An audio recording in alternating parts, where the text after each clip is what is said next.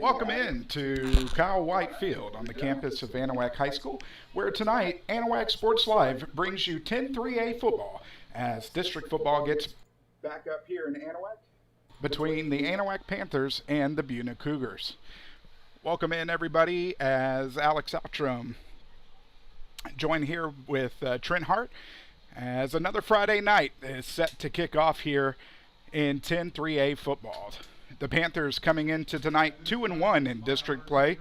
Buna coming in tonight 3-1. Both of the blemishes on the records go to the same team as East Chambers has knocked off Anahuac and Buna in back-to-back weeks.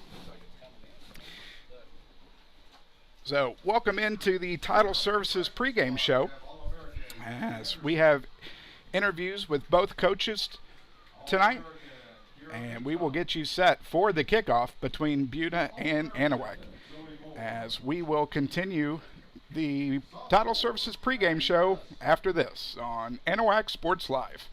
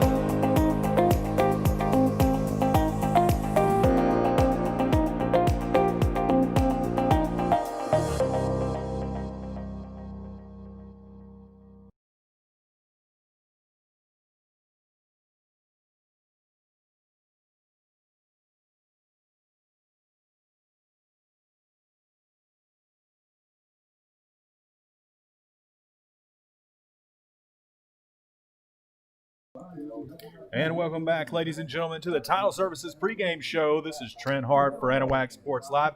And you just heard Alex Outram just a while ago that brought us into the stream. And we would like to welcome everybody that has joined us so far. Spread the word on all the social media that you have. If you would, please copy the link from YouTube, post it in your status or whatever the case may be. We would very, very much appreciate it. If you would also drop a like and hit that subscribe button here on YouTube if you haven't done so yet. And yes, we are on YouTube now. Was running into a few difficulties on Facebook, so we decided to give everyone a better quality stream and live broadcast to bring to you. And the only way that we could do that is to go through YouTube. But enough about that. Let's talk a little bit about Anahuac High School sports this week. And Anahuac Middle School sports in general, because volleyball in middle school wrapped up on Monday. Very successful season for the 7th and 8th grade Lady Panthers. And the 8th grade especially, as they finished up 4-1 on the season, only losing to East Chambers for 1 week, but they did it exceptionally well. We saw Tuesday night that when the Panthers went into Warren to battle the Lady Warriors for first place in the district, and it was when you saw the final when it was Warren 3 and Lady Panthers 0, I guarantee you folks that those 3 games were super close, within 2 or 3 points of each other, and the excitement in that building was very, very high as it ended up winning Warren on top. And they ended up splitting, and Anahuac had one more loss than Warren in district, so that put Warren in first. But nevertheless, the Lady Panthers played Buna tonight, and it was just as exciting in the Panther Den as the Lady Panthers were able to beat the Lady Cougars 3-1. So congratulations to the Lady Panthers and locking up a playoff spot. But we're going to get to the interviews here in just a moment, as we will go to Alex Outram down on the field with the Buna head coach. And I got that in just a second.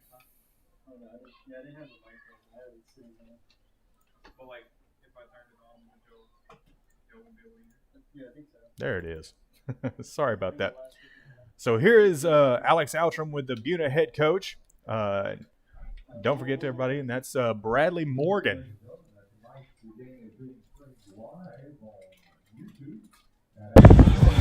Alex Outram back on the Title Services pregame show, as we're joined by the head coach of the Buna Cougars, head coach Bradley Morgan. And coach, coming into tonight, 10-3A play, coming in 2-1, taking on an Anahuac Panther team that's 3-1, 2-1 for the Panthers.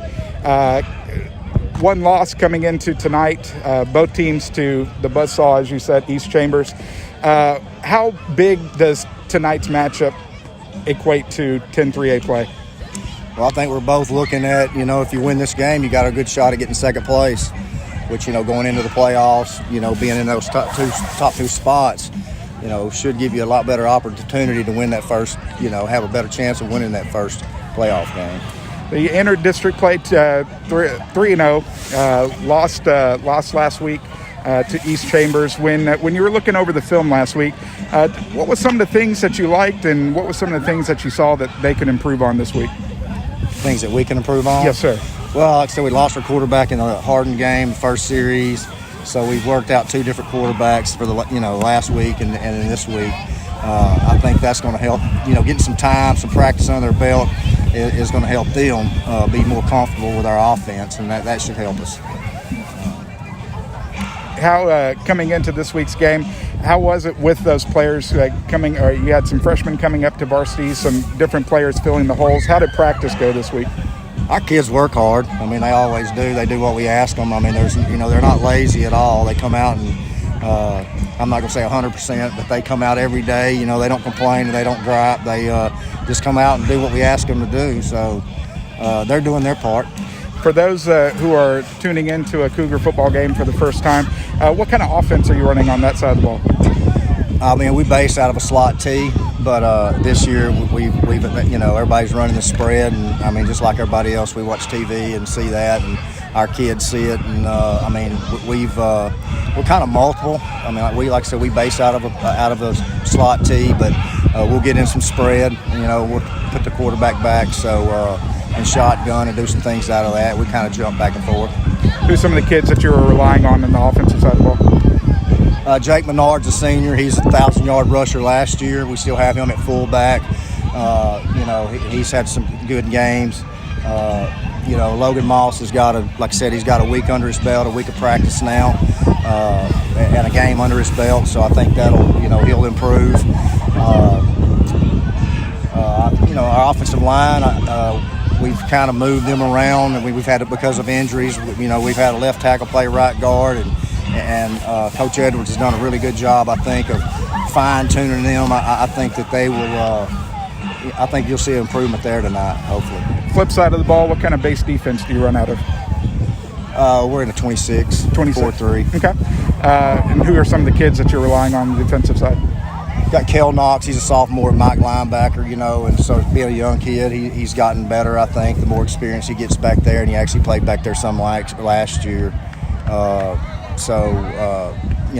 think he'll get better as the season goes. Our front, our ends, and our two techniques, they're young too. So I think some of the experience they've had, in some good games and in the bad game, is going to get them better. Tonight, to come out with a victory in the contest, what's going to be some of your keys to victory tonight? I think we're going to have to hold on to football.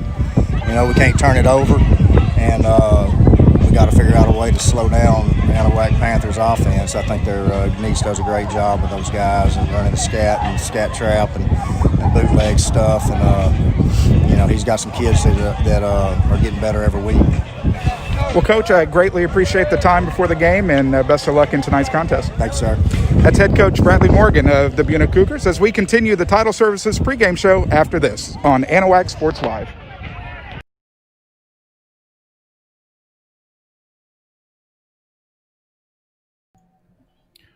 And as you just heard from Alex Outram interviewing Buna head coach Bradley Morgan, as the teams are just about to start coming on to the field, we're going to go right into the interview with head coach Greg Neese of the Anahuac Panthers. And again, if you're listening out there, be sure to spread the word that we are live, whether you're listening from Buna or listening from Anahuac. Let your fans, your friends, let your family know that we're broadcasting this most important district game tonight. And as you heard from Coach, that the winner of this game is most likely going to end up in second place in this district. And I'm sure that's going to be elaborated a little bit more from Coach Neese here in just a second. And we'll go right to him. And in the meantime, want to remind everybody about all of our giveaways this week. And it started yesterday at the 7th and 8th grade game. We're giving away 2 T-shirts sponsored by We've Got You Covered, and we're also giving away 2 Spirit Cowbells, and all you have to do is hit that YouTube subscribe button. And if you don't think that you have a YouTube account, you might have one and not know it. If you have a Gmail, all you have to do is sign into YouTube with your Gmail and your Gmail password. Then you'll be logged into YouTube, and then you can hit the subscribe button and be able to interact with us in chat.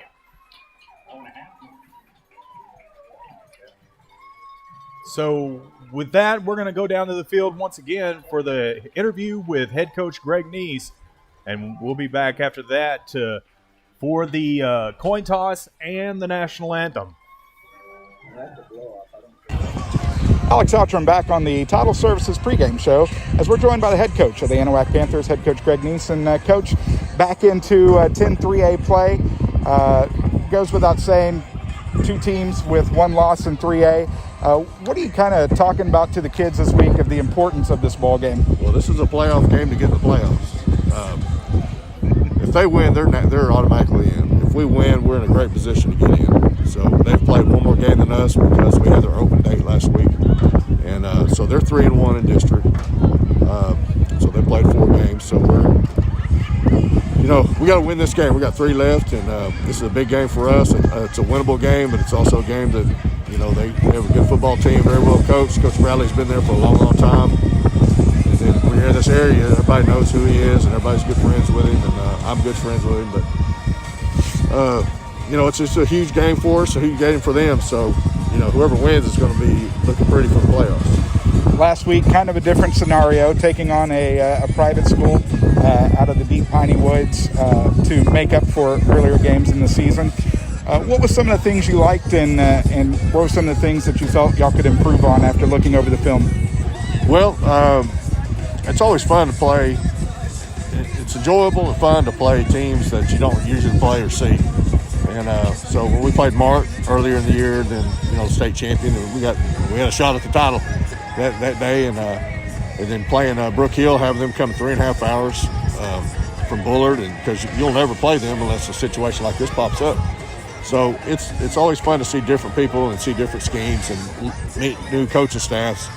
And we actually found out there was two or three coaches on there that we knew that had some roots down here that coached at Jasper or West Hardin. So it just sees how you stack up against other people. And, it's interesting to see how your kids respond to a different team that they're not used to seeing. So I thought we handled it pretty well. So they outplayed us that night. And I think, it didn't count for playoffs, which is good. But, we got a loss in the loss column, which, that's fine, I'll take it. But it was the best type of practice we could have to get ready for this game, was to play a game. I don't think we would have got better if we would have just practiced without playing a game. So we definitely got better Friday night playing that game against Brook Hill, and we had a great week of practice. So hopefully it'll propel us into a victory tonight. As we talked about last week before the game, got some freshmen who are up on the squad, got some of their first game action last week. Between the game action last week and practice this week, how do you feel like they're molding into the squad? Well, we kept a couple of them up. KJ Moore, he's been playing a defensive back, plays a little bit of wide receiver, but he starts at corner for us. He's doing a good job and getting a lot of experience, and he knows what it's like to be picked on, because they're going to pick on him because he's young and kind of small, but he's going to be a dang good football player. And then Marcus Curiel, we brought him up. He's my JV quarterback, and we're having an outstanding season with our JV. So I hated taking him away, but it also gives an opportunity to some other guys on the JV to play quarterback. And what type of situation is best to see how your kid's going to respond in the future. And I thought he came in and ran the offense, did exactly what we needed him to do: take the snap, don't fumble the snap, pitch the ball, maybe throw a pass every once in a while. And he did a good job. And so we moved the ball down and scored with him in there. So it's on that drive. So I feel very good about those two. And I'll say that our JV won again last night, having an outstanding season. We had a shutout. Our 8th grade, I'm really excited about them. And the Buna coach said that's the best 8th grade team he's seen in a long time. And we have a lot of weapons, and not everybody played last night. A couple of our so-called best players didn't play last night for one reason or the other. And I watched that game last night. I was very excited because I saw about 3 or 4 weapons out there, and they could run fast, and they were running our offense, and it was exciting to see. So our future looks very good. Well, good. Talking about someone who's been there grinding game in, game out, Landon Corbett. From the beginning of the season to now, what kind of progression have you seen as a quarterback and here recently back as a running back? Well, the thing that I've seen him is he's becoming more experienced, but he's also he was rushing some things very early in the year, and I think he's kind of slowed down a little bit. Sometimes he gets in a hurry because he likes playing fast and aggressive, and a quarterback that doesn't always mix too well. I mean, you can play fast and aggressive, but your mind's got to be slow and methodical and see things at a slow pace, but play fast. But he's done a good job as far as leading the team. He wants to be our quarterback. Our kids respect him. He may be the toughest kid we have on our team. I don't think anybody wants to cross him. I don't care how big they are. They don't want to cross him because they know if they get tangled up with him, it's going to be a long, long fight or a short one. But he's going to give you everything you have. So, we're proud to have him. I hate having to play him both ways all the time, but we're going to have to. We had him at free safety against East Chambers, and that's really not his position. But tonight, we're going to put him back at free safety because they're more of a run-oriented team, and he can come, and he's our best tackler. So we're going to keep him in the game there. So very, very happy to have him. We've got 2 more years with him, and hopefully we can string a couple of wins with his leadership into this year and get us in the playoffs. Talking about great tackling, Logan DeHoya seems to be a name that is on the broadcast quite a bit on the defensive side of the ball. Talk a little bit about how he's been this year. Well, his motor runs, and I've got a lot of compliments from other coaches about how his motor runs, and he plays hard and aggressive, and our kids love him, and we got some plays where he touches the ball. We haven't done it in a game yet, but hopefully we can get in position to do that when we're in Power Road.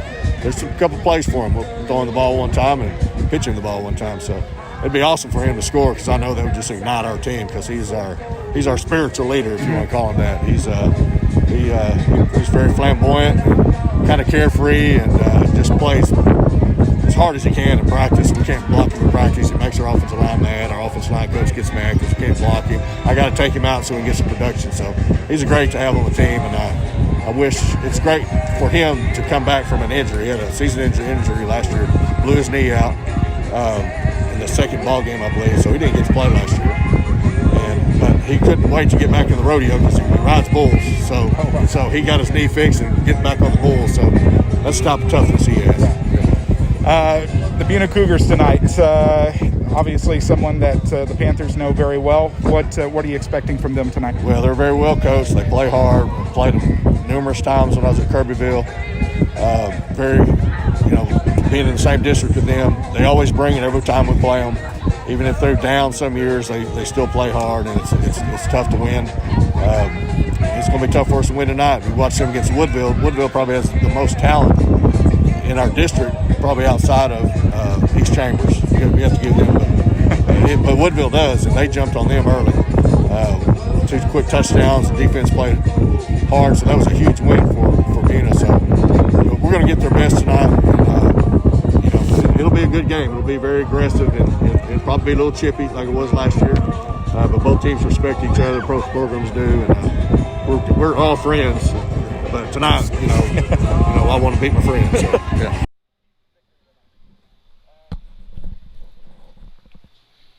And want to thank head coach Greg Neese of the Anahuac Panthers for the time before the game. As we get set for kickoff here, Kristen Sanchez has it teed up as the Cougars won the coin toss and elected to receive. Kickoff end over end is going to be corralled at the 5, across the 15, along the sideline, knocked out of bounds, and finally pushed out of bounds. We'll see where the referee marks it. He was able to get a couple more yards there at the end, I think, saying inbounds. So the Cougars will set up shop for their first possession of the ballgame at their own 27-yard line. Starting quarterback tonight for the Buna Cougars, as you heard, they're the backup starting tonight, Logan Moss, the junior quarterback who has transitioned from running back. So coming out of the slot T is the Cougars. We'll send a man in motion. 2 back. Handoff will go to the first back through. That's Maynard. Maynard pushing his way forward, fighting his way forward. He's going to be taken down at the 43. And that'll be enough for the first down. After the pickup of 15.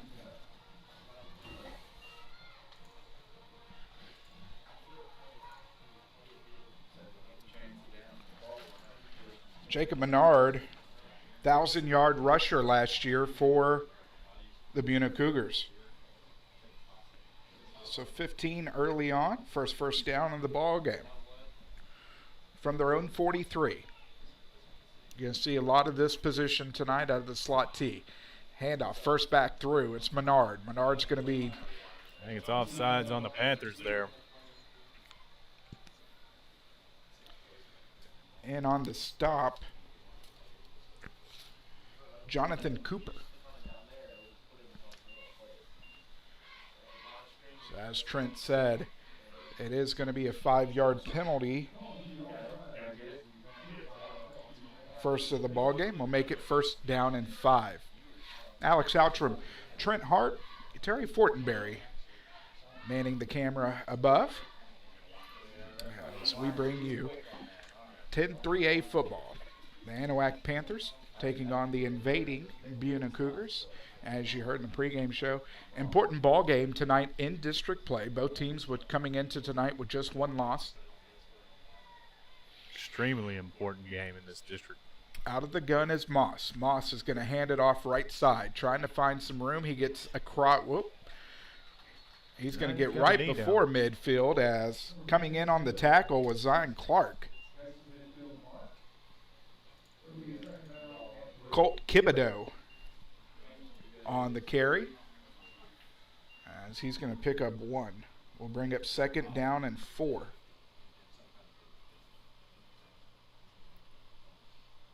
You know, as I'm looking at this Buna team, they got some good size, and they're definitely getting some good pushes up front with their offensive line so far. Single back, 2 wide. Handoff to the back as he's going to fight his way forward. He'll pick up 6 and a first down. Into Panther territory.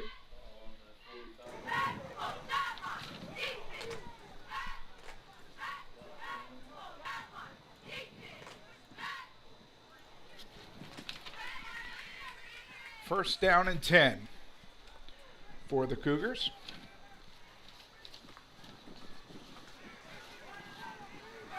First quarter being brought to you in part by Wilcox Drug Store. Pitch left side. Across the 45-40. He's got room. Going to be knocked out of bounds at the 35. As that's going to be a pickup of 10, and we'll move the chains.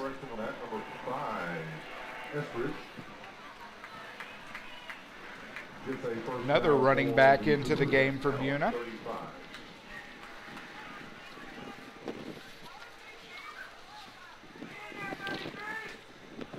Garrett Estridge. You're going to see quite a bit, or quite a few different running backs tonight. Out of the gun, offset to his right, 2 receivers, as Moss is going to keep it himself. 35-30. He's going to fumble the football, and the defense is on top of it. Turnover Cougars, Panther football. Excellent play there by Mason Cawthor to jump on that football.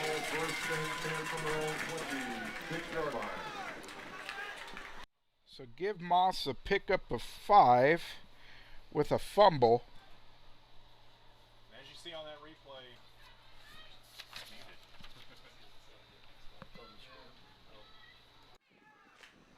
I was muted on that replay, but as you saw there, the ball popped out, and I couldn't see the number of the Anahuac defender that got in there, but great play to knock that ball loose and then recovered by Totzer.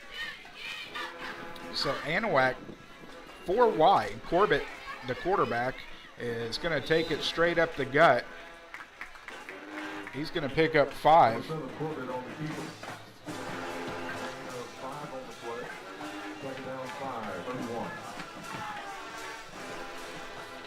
Just like that, Dye across the right side, hurdles a defender across the 45, down to the 46.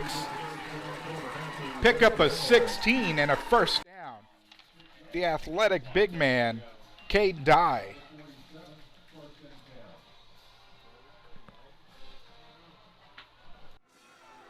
First down and 10, pitch right. Sanchez, that's going to be into Cougar territory. That is Christian Sanchez on the carry. 44-yard line, second down, 1. Pickup of 9 for Sanchez, and just like that, Anahuac moving the football. Into Cougar territory, second down and 1 from the Cougar 44. Out of the gun is Corbett. He's going to fake the handoff, take it himself. He's got room across the 40, 35-30. That is where he will come to rest. Pick up a 14 and a first down.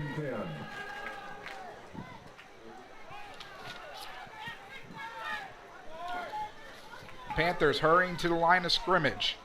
We'll toss it to Dye. Dye around the right side. He's going to get tackled from behind. And on the tackle, Reese Boyd, the sophomore. 44 Dye on the carry, gain of 2 on the play. Second and 8. Pickup of 2 for Dye. Second down and 8. 2 wide for the Panthers. Deep back is Sanchez. Corbett's going to take it himself. He's going to fight forward. They're going to say his knee was down at the 26. So that'll be a pickup of 2 more. We'll bring up third down and 6.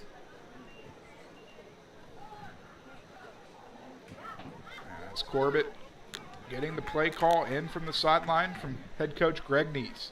We'll tick under 7:10 remaining here in the first quarter. First drive of the evening for the Panthers.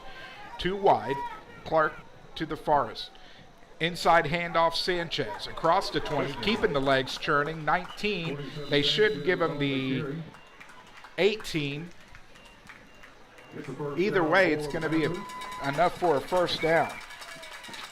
18-yard line, first and 10. The Anahuac offense is getting off to a good start there after the great defensive play, and they just keep moving the chains. And now that they're in the end zone, we can't stall it out. They got to keep on moving that football. Deep in Cougar territory. Inside handoff to Dye. Dye is going to push across the 15 as he's going to get the 13.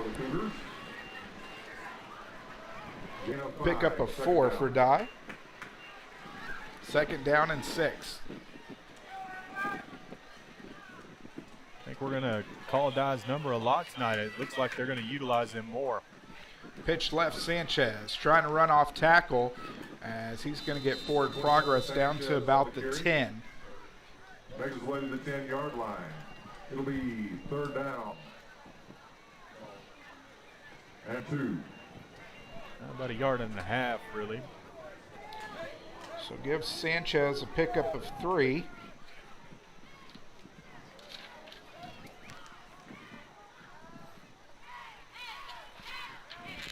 Spreading the ball around, Corbett, Sanchez, and Dye, all with 3 carries apiece. They check in the big back, Jamaj Bailey. 2 backs behind Corbett. Pitch is going to go to Bailey. He's going to put his head down. He's going to break free. He's going to break a tackle and get into the end zone. Touchdown, Panthers.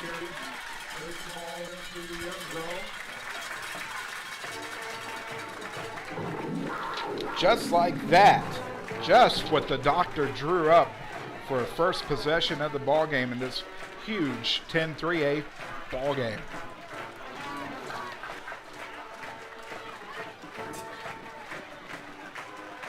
So Sanchez will come in to attempt the point after. Snap back. Kick is... There's flags on the ground. Penalty flag far side of the field.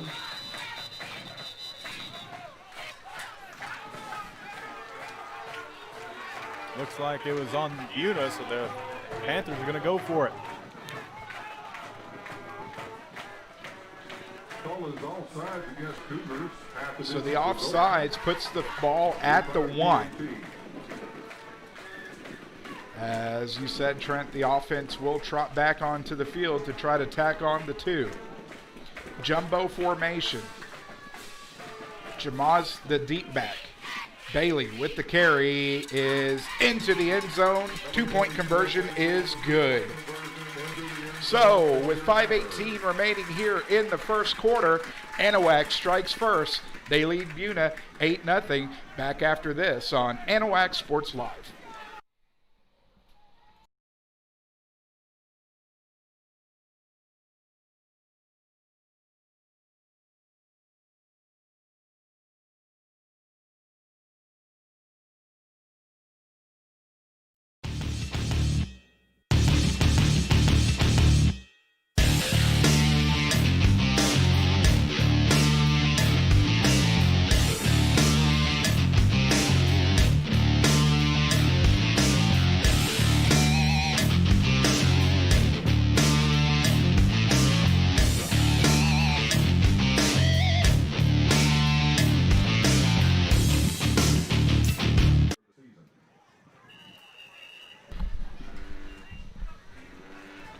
As we return back, Kristen Sanchez has it teed up.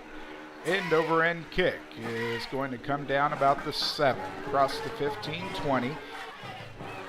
Is going to get corralled and still churning the legs forward. He's going to get to the 33 as that's where the Cougars will set up shop for their second possession of the ball game.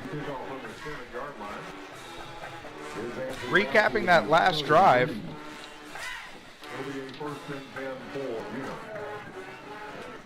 went 10 plays. It took 4 minutes and 1 second.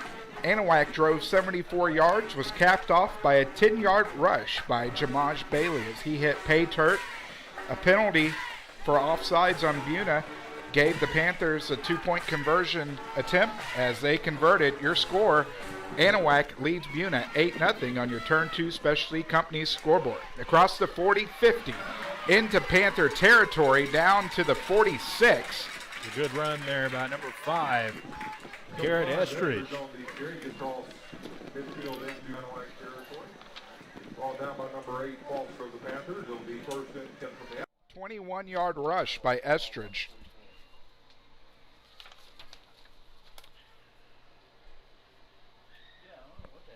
As you see on the replay there, one play with the Cougars into Panther territory. Moss will come under center. Sends a man in motion. It's going to go to Maynard. Maynard straight up Broadway. Across the 35. Down to the 32. Will be a pickup of 11. And another first down.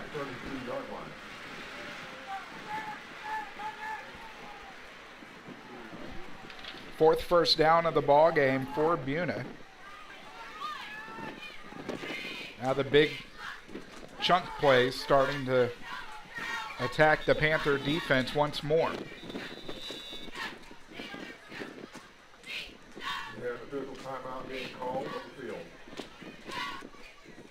Again, want to thank Wilcox Drugstore for their sponsorship here of the first quarter. 1208 Miller Street in Anahuac. You can reach them at 409-267-6141. I want to remind everybody that don't be shy if you want to talk in the chat and root on your team, whether you're watching from Buna or from Anahuac, and we'll give you a shout out here live on stream. And also want to remind everybody to hit that subscribe button if you haven't already, and give us a like and a share on your social media page, whether you're on Twitter, Instagram, or Facebook. As it looks like we have a penalty on Buna here. I haven't seen the call yet, but it looks like somewhere in the vicinity of unsportsmanlike. What do you think here, Alex? I didn't see anything on the field at the time. Yeah, there was no extracurricular activity from the players. Maybe a sideline warning of something of that nature. Referee coming back into the picture. We'll see what the call is.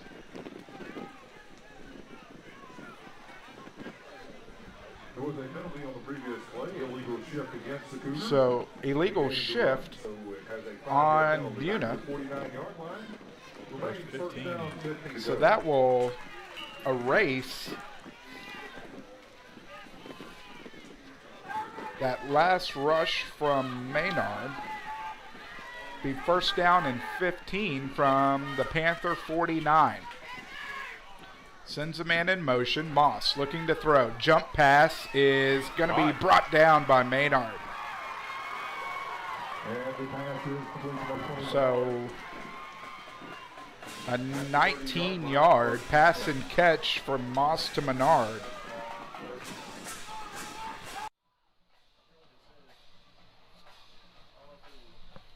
Picks up the first down. First down and 10 from the Panther 30.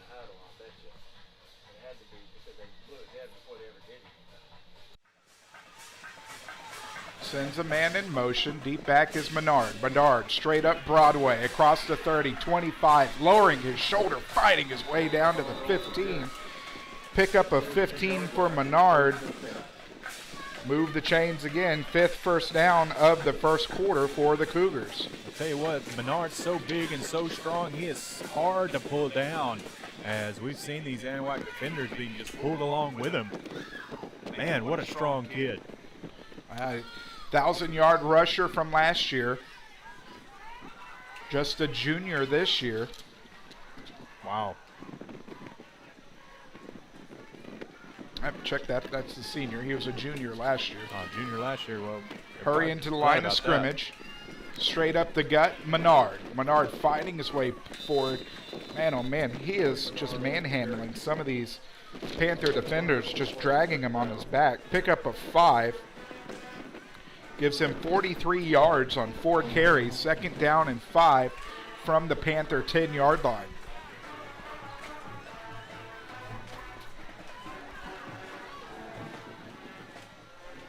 We'll tick under 2.5 minutes after this play here in the first quarter.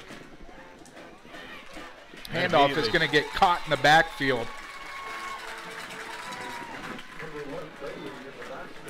On the rush, Mark Davis.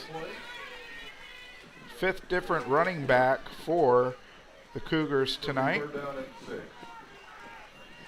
Lost a yard on the carry, now a 3rd down. Only a yard? I thought he lost a lot more than that. I guess they blew the whistle before he was brought down. So 3rd down and 6 from the 11. Panthers D is trying to come up strong. Timeout, Cougars. We'll take it with them back after this on Anahuac Sports Live. You've heard about shopping local. How about banking local? Since 1976, Anahuac National Bank is the only locally owned and operated bank in Chambers County. We know you see Anahuac National Bank folks out in the community supporting our schools, veterans, and nonprofits. Why not bank where you live? These experienced banking professionals understand local businesses and the housing market. Visit online today at anbank.net, member FDIC, equal housing lender.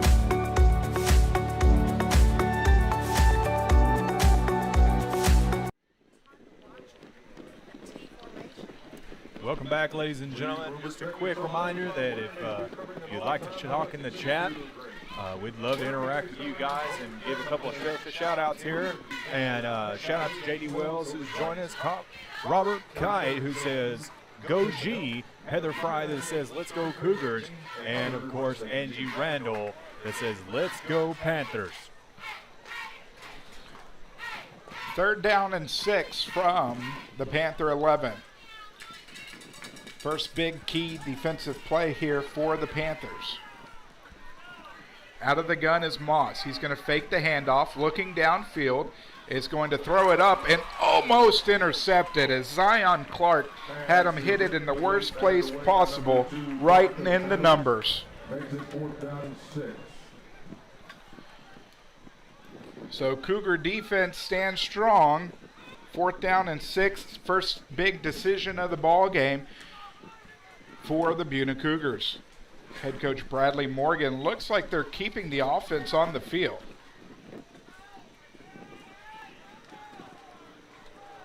Want to thank Kirk Moore for subscribing. Moss out of the gun, sets back, rolling right, setting up a screen, and the Panther defense had it scouted perfectly. The ball will fall to the turf, and that will be the 2nd turnover of the game for the Panthers. What an excellent job there by the Panther defense from holding them in the red zone. And it just seems kind of like that Buna offense stalled when they had things going for them. And Menard seemed like he couldn't be stopped, but the Panthers come up with a huge play and a turnover on downs. Now deep in their own territory, starting their 2nd drive of the ball game from their own 11. We saw the recipe to success on the first drive was rushing the football, and they will stick to it. Dye trying to break the corner as he's going to end up losing a yard. Will be 2nd down and 11.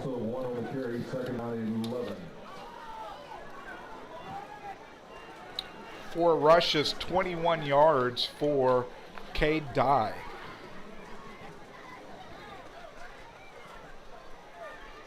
Also want to remind everybody, if you are subscribing to the channel, which we appreciate, be sure to turn on your visibility in your privacy settings so that we can get you into the t-shirt and cowbell drawing. Boy, 5 wide for the Panthers. Fakes the handoff to Clark. Corbett calling his own number. He's going to pick up 5 and will bring up 3rd down and 5. 15-yard line. 4 rushes, 25 yards for Corbett. An important 3rd down here for the Panthers. They lead the Cougars 8-0 on your Turn 2 Specialty Company scoreboard. So 3rd down and 6. Corbett will come under center. He's going to roll out, looking to set up the screen. Sanchez has it across the 15, 20, 25, 30. Down the sideline, Sanchez goes. 40, knocked out of bounds.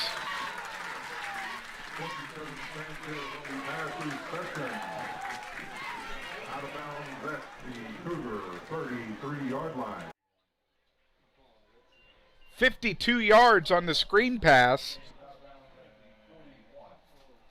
from Corbett to Sanchez, and just like that, Panthers are in Cougar territory. First down and 10.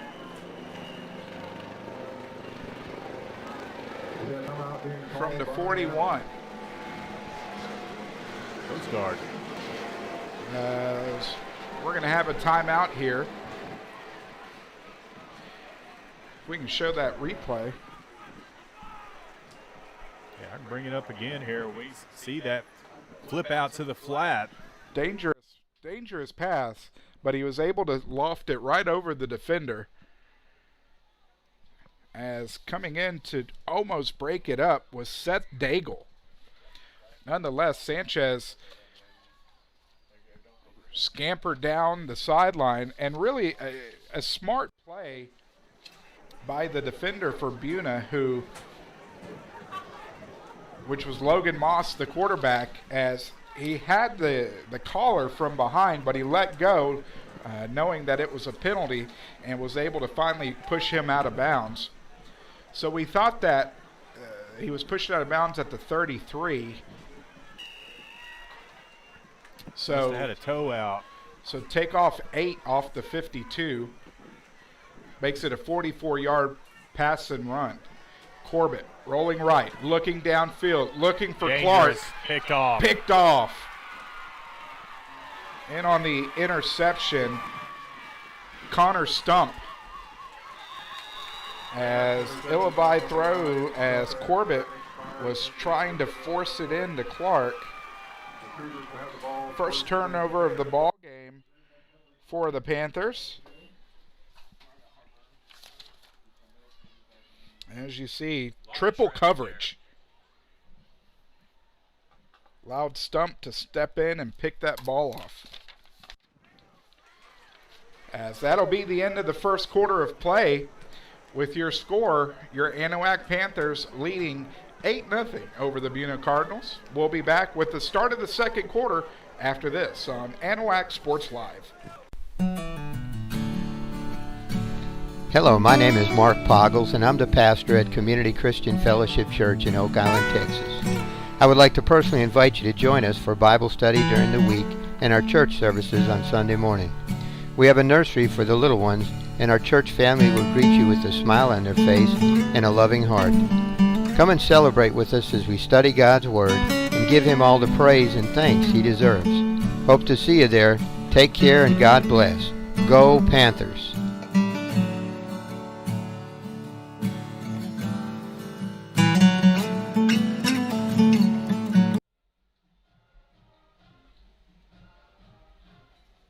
I want to take an opportunity to tell everybody, if you would like, we'd very much appreciate if you would donate to the channel, as we're looking to upgrade some of our equipment, audio, and being capable of broadcasting when we're on the road and to visiting stadiums that don't have internet access.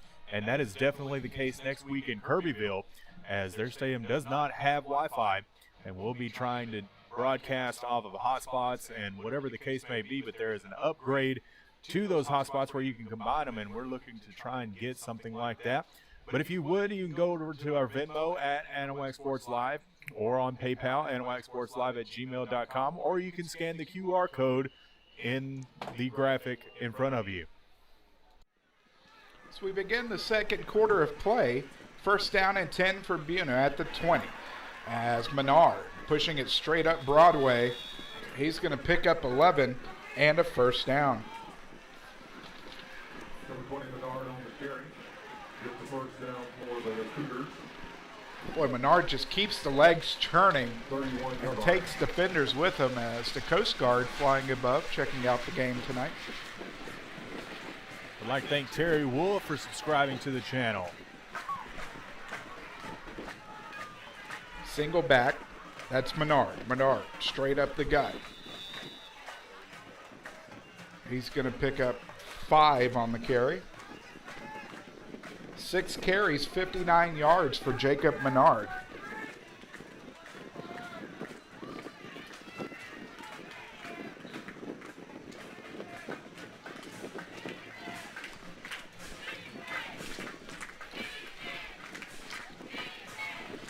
Second down and 5.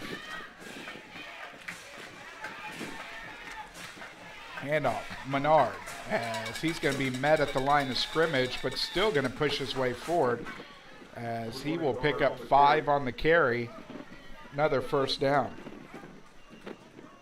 Here's the first down, and on the stop, number 11, Bailey.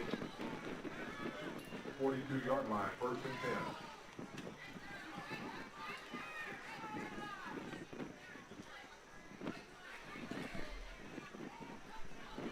First down and 10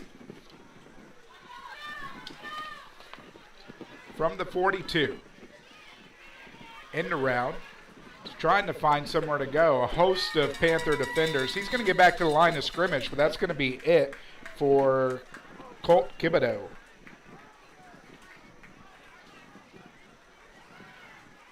No gain on the play, second and 10.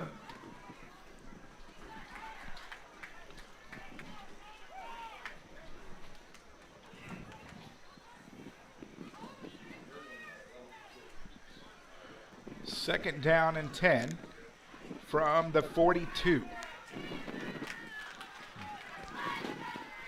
Sends a man in motion. He's going to give it to him. Across the right side, across the 45, into Panther territory. He'll get knocked out of bounds. They're going to give him midfield. That'll pay a pickup of 8 for Estridge. Gives him 3 carries, 39 yards, third down and 2. Good little pickup there to get to midfield. And a big down coming up here for the Cougars. 9:56 remaining here in the second quarter, being brought to you in part by Prime Agriculture Service. I want to thank them for being a sponsor here with Anahuac Sports Live. Here in Anahuac, 409-391-0097. Handoff straight up Broadway. As picking up the 2 and more is Mark Davis. Give him 3 on the carry and move the chains.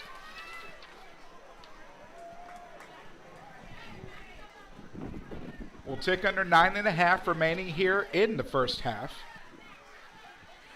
Buna moving left to right.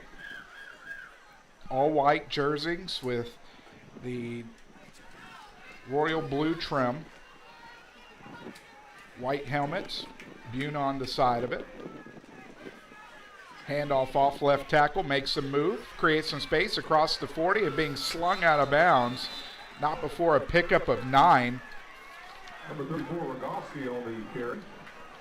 Another new running back. Don't want to butcher his name. Dylan Rogowski, the junior. 6th different running back.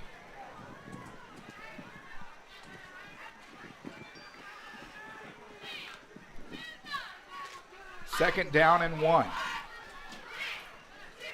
Inside handoff is going to be met at the line of scrimmage, but he's going to push his way forward for a yard, and that'll move the chains. Menard, 9 rushes, 71 yards, 9th first down of the first half for the Cougars.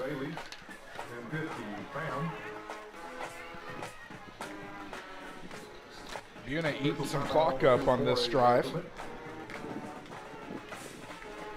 Well, we had given them the yard. They're going to bring the chain gang in.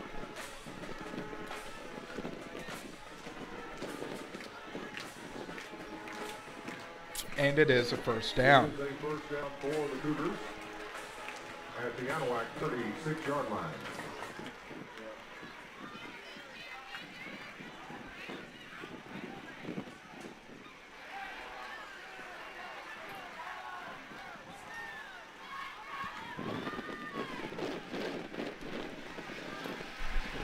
So we tick under 9 minutes remaining here in the first half. First down and 10 on the 36. Moss under center, Menard the deep back. He's going to get the handoff. He's going to be met at the line of scrimmage, and he's not going to pick up any. Well, he's going to pick up a yard. 20 Menard on the carry at the line of scrimmage for a gain of 1. Thank you very much to Deanne Dean for donating to the channel. Says thanks for the live broadcast, and we very much thank you, Deanne, for contributing to our channel. Sorry, I didn't mean to interrupt you there, Alex.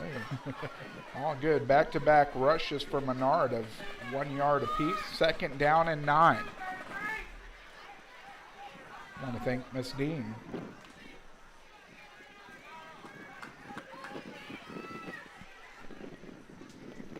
Out of the gun, rolling right, under pressure, gets the ball off, overthrown and intercepted. Nice job on the tip drill by the freshman who was brought up in the pregame show, Kenneth Moore.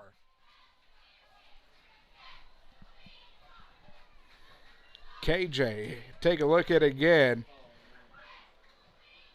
Moss trying to get the pass in. KJ Moore picking it off. 3rd turnover of the ball game.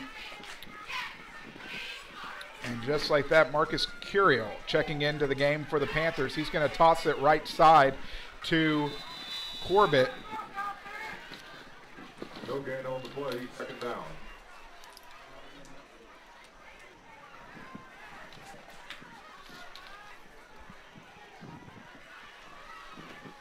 Anahuac, as always, looking to move the ball quickly. 3 possessions in the ball game.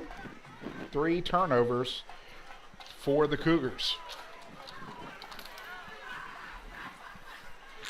This one's going to go to Bailey. Bailey trying to fight his way forward. He's going to pick up a couple just by falling forward. We'll bring up 3rd down and 8. It'll be 3rd down and 8. We saw the freshman come into the ballgame last week. In fact, his first drive on varsity drove the team just under 70 yards to pay dirt, as Landon Corbett had 163 rushing yards last week. We talked about how much poise he had, and, you know, it being his first game, and was able to control his emotions and did very well. 3rd down and 8. Corbett roll it out to the left, looking downfield, looking for Clark. Oh, in and out, as he had a couple of chances to possibly come down with that one. Nonetheless, incomplete, and we'll see what a flag is. We have a Flag and a man down, plus so. an official timeout on the field for a injured player. But just to talk about that last play, Zion got himself a little bit twisted and turned a little bit the wrong way and wasn't able to hold on to it and come down. But we're going to take a quick break. We'll be back after this. Don't go anywhere. Be sure to spread the word that we're live. This is Anahuac Sports Live.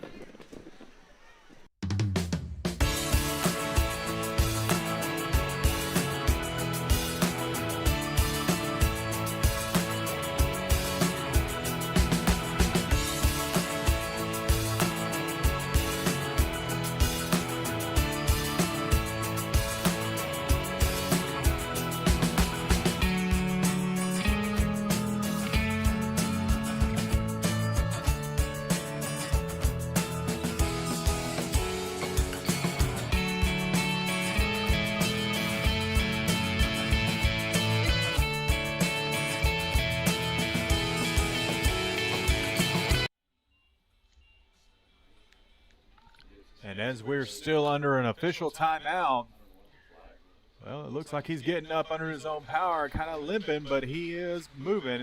It looks like he's going to be okay, and we're very much glad that he is. As you can see on your screen, we're taking donations to upgrade some of our equipment, as mentioned earlier, and you can use the information to get a donation, as we're looking to go to Kirbyville next week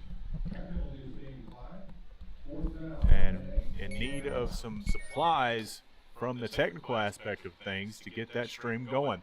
We had offset penalties. We'll cut you to the live feed here as we get ready to go back under. So, after the incompletion, 4th down and 8 will bring on the punting unit for the Panthers tonight for the first time.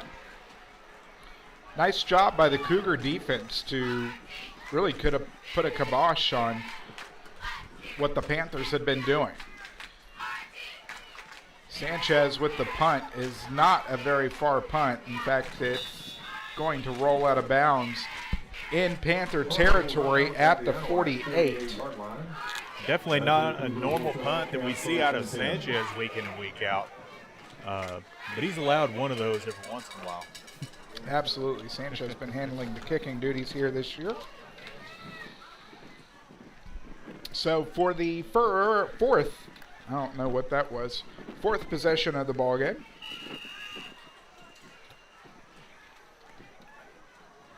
Cougars are setting up shop at the Panther 48.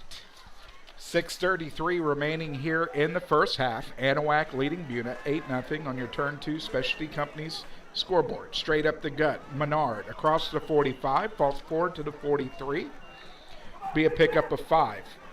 Number 20, Menard on the carry. 77 yards on 11 carries for Menard. It'll be second down and 5. Second down and 5.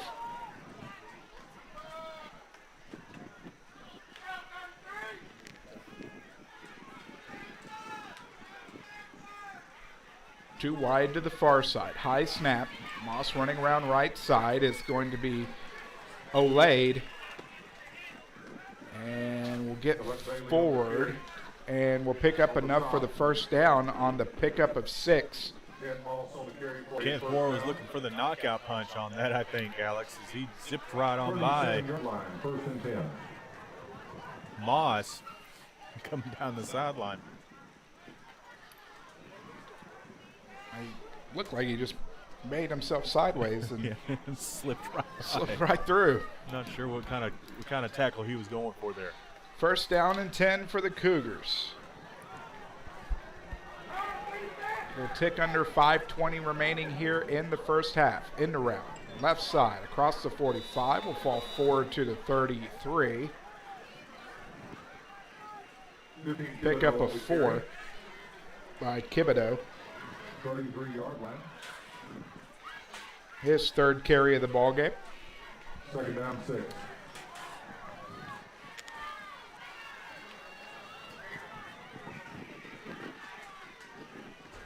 Out of the gun is Moss. Offset right side. Thibodeau has some room. 30.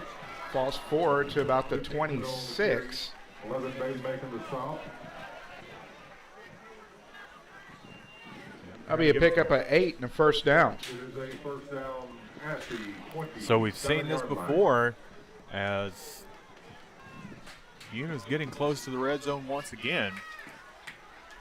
And we've seen a couple of stalls, and we'll see what they do here. Panthers have had bend but don't break so far.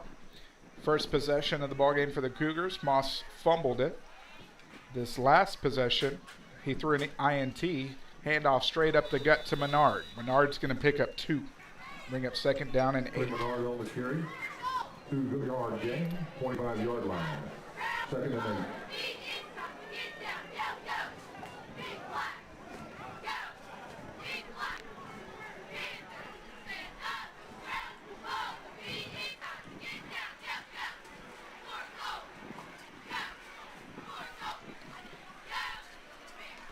Three minutes, 45 seconds here remaining in the first half.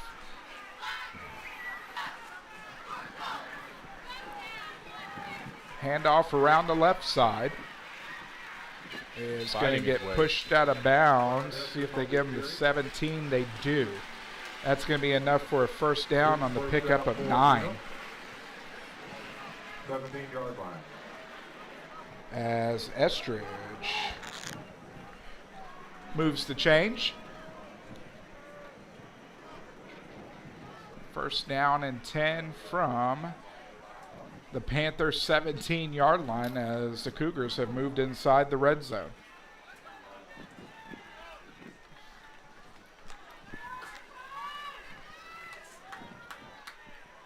Cool front still blowing in here. Menard, right side, dragging Panthers with him. 20 Menard on the carry. 11 Bailey in on the stop. We have official timeout being taken on the field. Player down.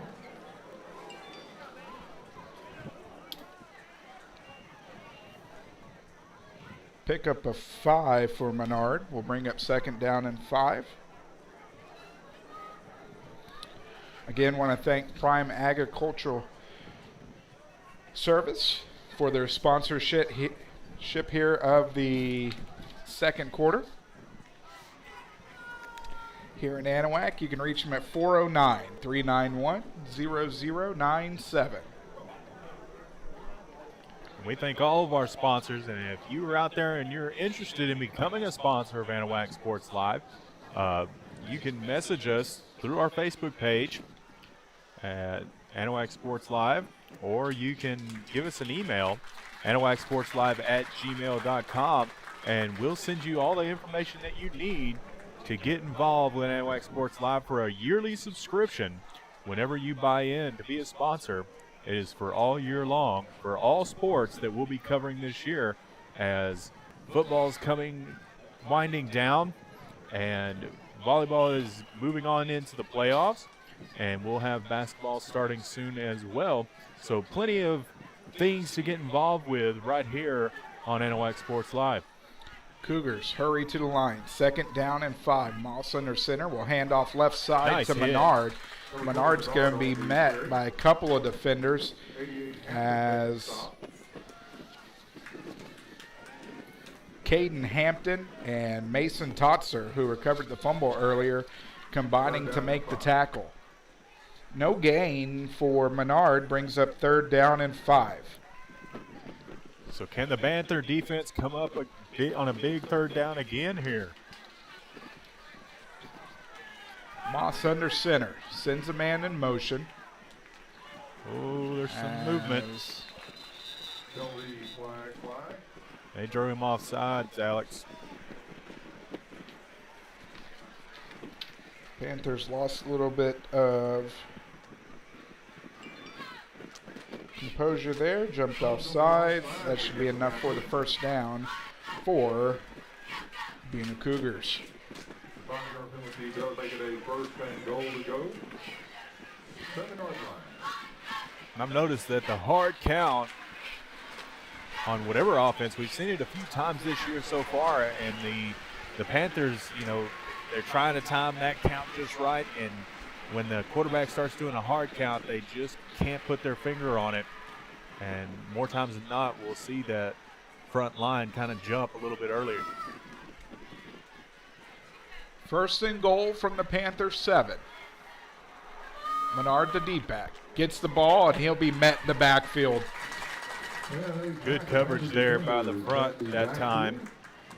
In first was the linebacker senior Kevin Hernandez, blowing the play up 2nd down. 8. on the loss of 1. And I don't know if I'm seeing things, but it seems like Menard's kind of lost a step here in the last couple series.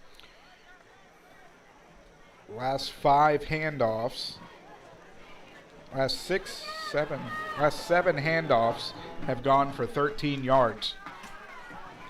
Now, according to that, he ain't lost no step. Moss handed off right side to Kibido across the 5 into the end zone. Pay dirt, Cougars. 8-yard touchdown. I'm sorry, that was Garrett Estridge. Estridge with the 8-yard carry into the end zone.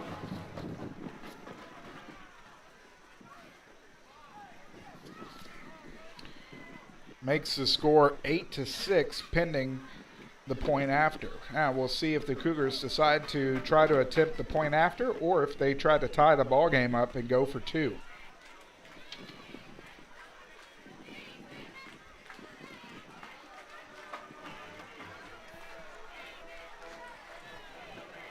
They're going to go for it. 2-point conversion attempt coming from the Cougars. Toss Ball is on going to ground. go left, puts it on the turf, picks it back up, and is not going to convert. Excellent job by keeping the Cougars out of that 2-point conversion, but the damage is done. They were able to get 6 on the board. Let's take another look at that play real quick that got them in the end zone.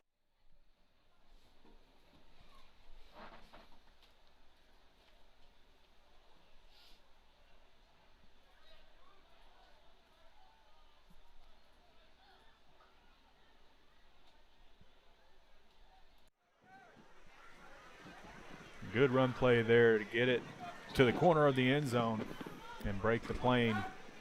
Get the Cougars finally on the board here before we go into halftime. 1:28 remaining. A big opportunity here, Trent, for the Panthers. With 2 timeouts left, the Panthers could have a chance to put points on the board here at the end of the half and get the ball to begin the second half of play. So we'll see how head coach Greg Neese wants to play it out. Well, they got to get the offensive moving. The last couple of possessions have just not produced for them. And they got to figure out what's going to work best to try and get those points on the board before we go into the locker room.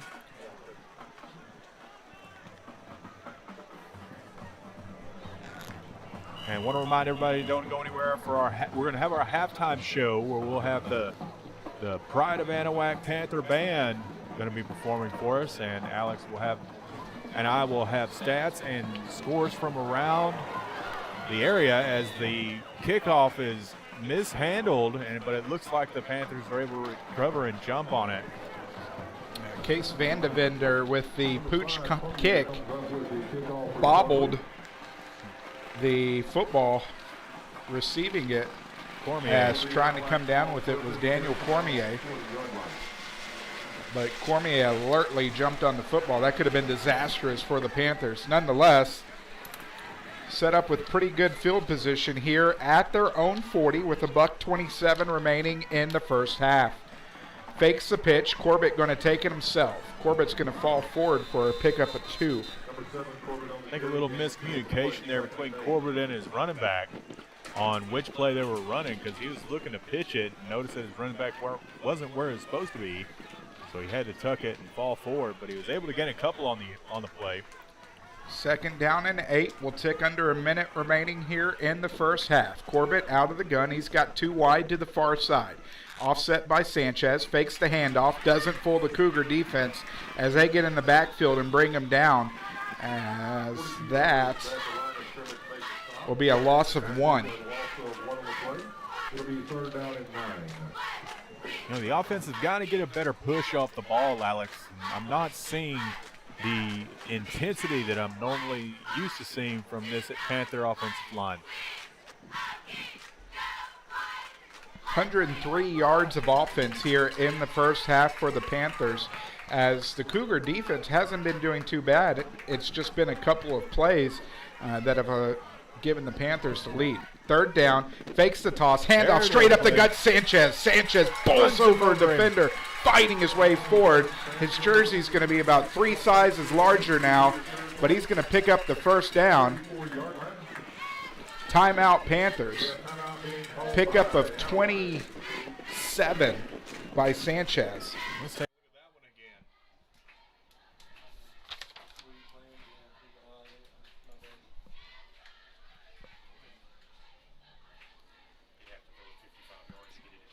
So Sanchez bowling over the defender, fighting his way forward. Timeout with 9 seconds left. Got one of 2 things you can do here. You can try for a quick pass to the sidelines, or even in the middle of the field, you still have 1 timeout left, or you probably have enough time to take 2 shots to the end zone. You want to try to set up Sanchez for a field goal that's within his range. But a couple different ways that head coach Greg Neese can go here before the end of the first half. I think he's got at least 1 play in the timeout, like you just said, and you know, Sanchez has got a big leg. He can probably put it through the uprights if they get it to at least the 25 or the 20.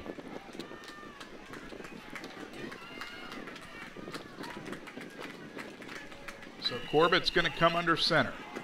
Backs behind him are Sanchez and Bailey. He's going to roll left. Has Clark, is going to be incomplete. Play only took 4 seconds off the clock. So decision time. You know, I haven't seen how far Sanchez can kick. I think he's quite a bit outside his range right here.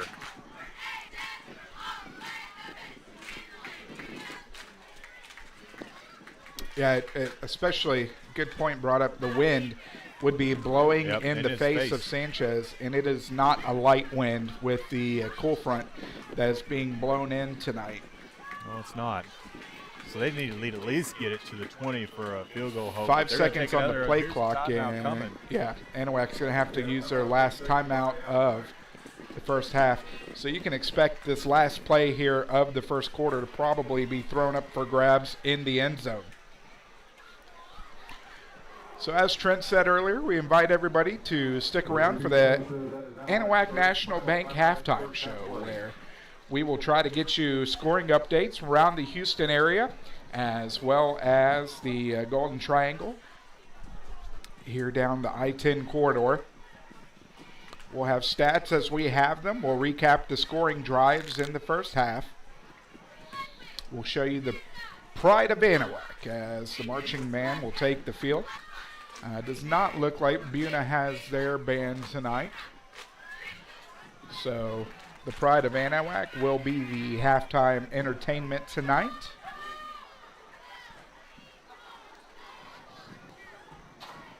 Oh, the drill team. The drill team is in attendance, so we will have a little bit of Cougar action.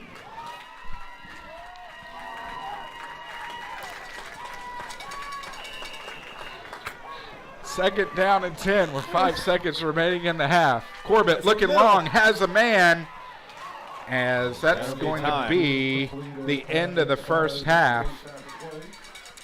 Don't forget, ladies and gentlemen, the concession stand is there for you. So at the half, it's Anahuac 8, Buna 6. We invite you to join us for the Anahuac National Bank halftime show after this on Anahuac Sports Live.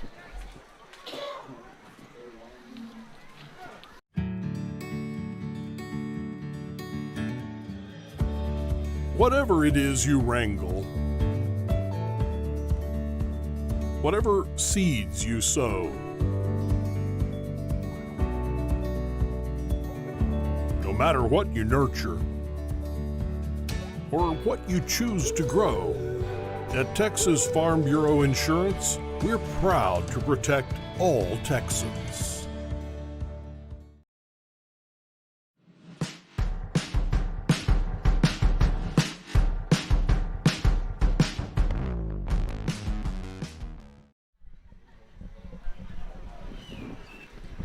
And welcome back to the Anahuac National Bank halftime show.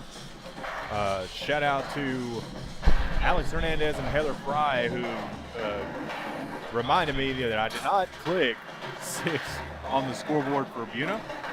And I apologize for that, but thank you for reminding me, and welcome to the chat, welcome to the stream.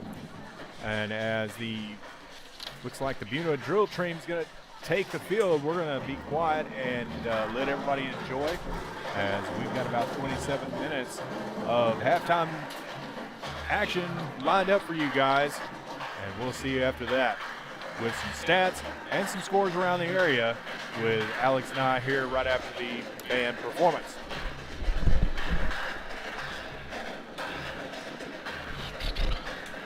It does feel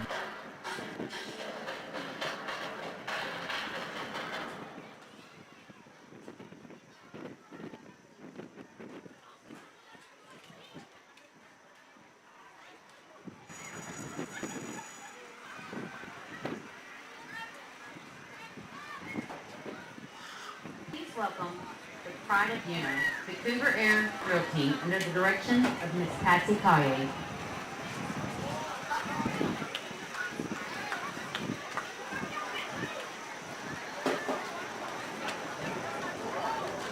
Members of the drill team are Adriana Isaac, freshman; Abby Burt, junior; Elena Robichaux, sophomore; Taylor Aubrey, sophomore; Sarah Mockenhop, freshman; Kimber Wagner, sophomore; and Mackenzie Uribe, junior. captain.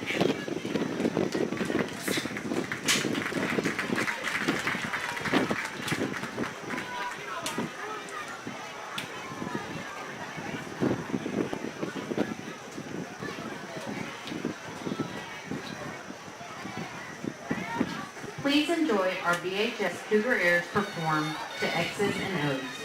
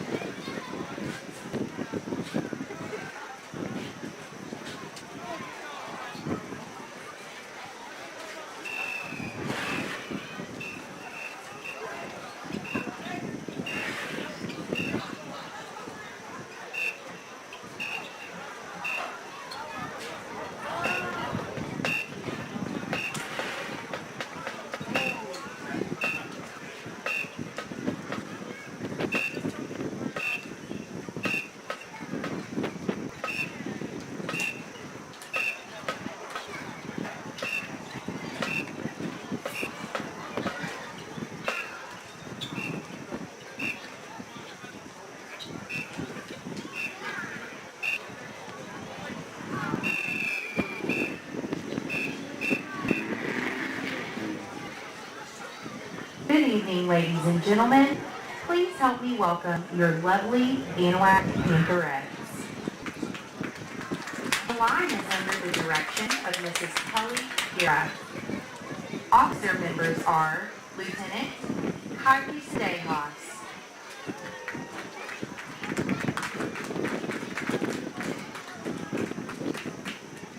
Lieutenant Daniela Ortiz,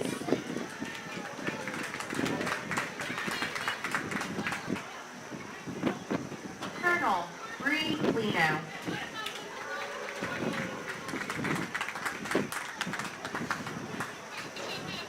the Pantherette of the week is Jennifer Way.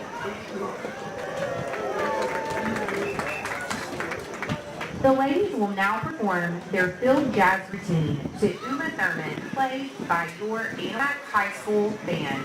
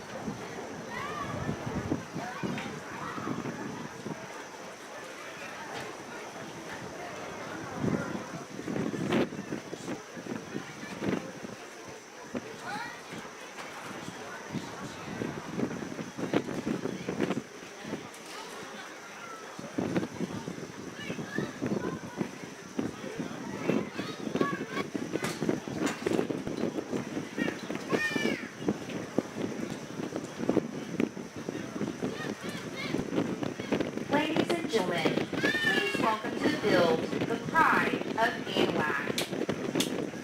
Tonight they will be performing Cushions and all of the lights from their 2020-2021 show. Drum majors for the pride are head drum major Abby Ortega, drum major Megan Alfred,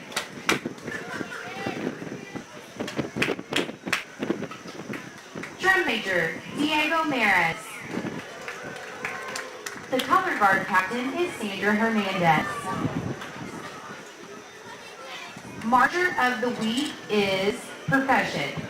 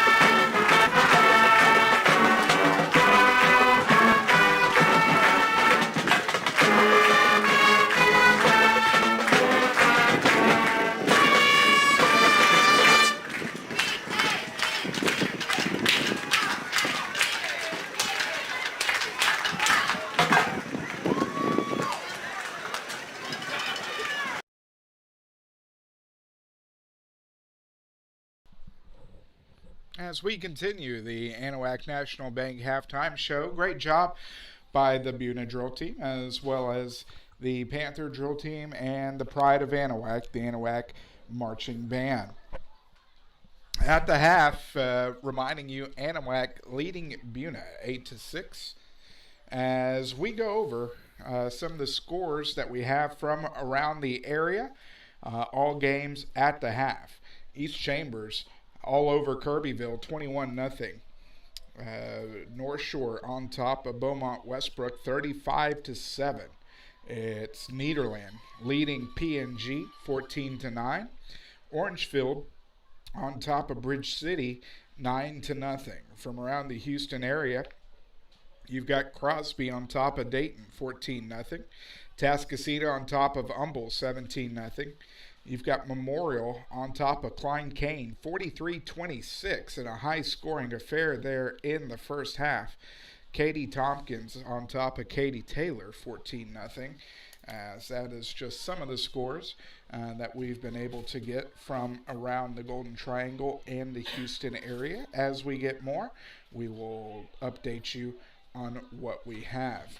As far as stats from the first half of play, first for the Buna Cougars, it was Logan Moss, the quarterback, rushing twice for 11 yards. Jacob Menard, 15 rushes, 83 yards. Big key to that we had mentioned, the last 7 rushes only equated for 13 yards. So Menard either slowed or the Panther defense being able to take advantage and get into the backfield. Colt Thibodeau, 4 rushes, 13 yards for Garrett Estridge. He's got 5 rushes, 56 yards, and has the touchdown for the Cougars. 2 rushes for 2 yards for Mark Davis, and 1 rush for Rogalski. Passing, it's Moss, who is 1 for 3 with 19 yards, that going to Menard. He does have an INT and a fumble in the ballgame. A couple of penalties for the Cougars, equating for 15 yards. As for the Panthers, it is Kristen Sanchez leading the way on the ground with 4 rushes for 47 yards. After that, Landon Corbett has 7 rushes for 26. It's Cade Dye with 4 rushes for 21 yards. And Jamaj Bailey has a couple of rushes for 12 yards, including the touchdown and the 2-point conversion for the 8 points for the Anahuac Panthers. Passing, it's Landon Corbett, 2 for 5 for 63 yards and an interception. First reception going for 44 yards to Kristen Sanchez on a screen pass on 3rd down. The last one, the last play of the first half by Adam Galeas, as he was able to haul in the pass for 19 yards as the time ran out in the first half. As for the drives, first for Buna, first 3 drives of the ball game all resulted in 2 turnovers for the Cougars. First drive, the Cougars had driven into Panther territory. A Moss fumble on a quarterback keeper around the right side was able to let the Panthers recover there.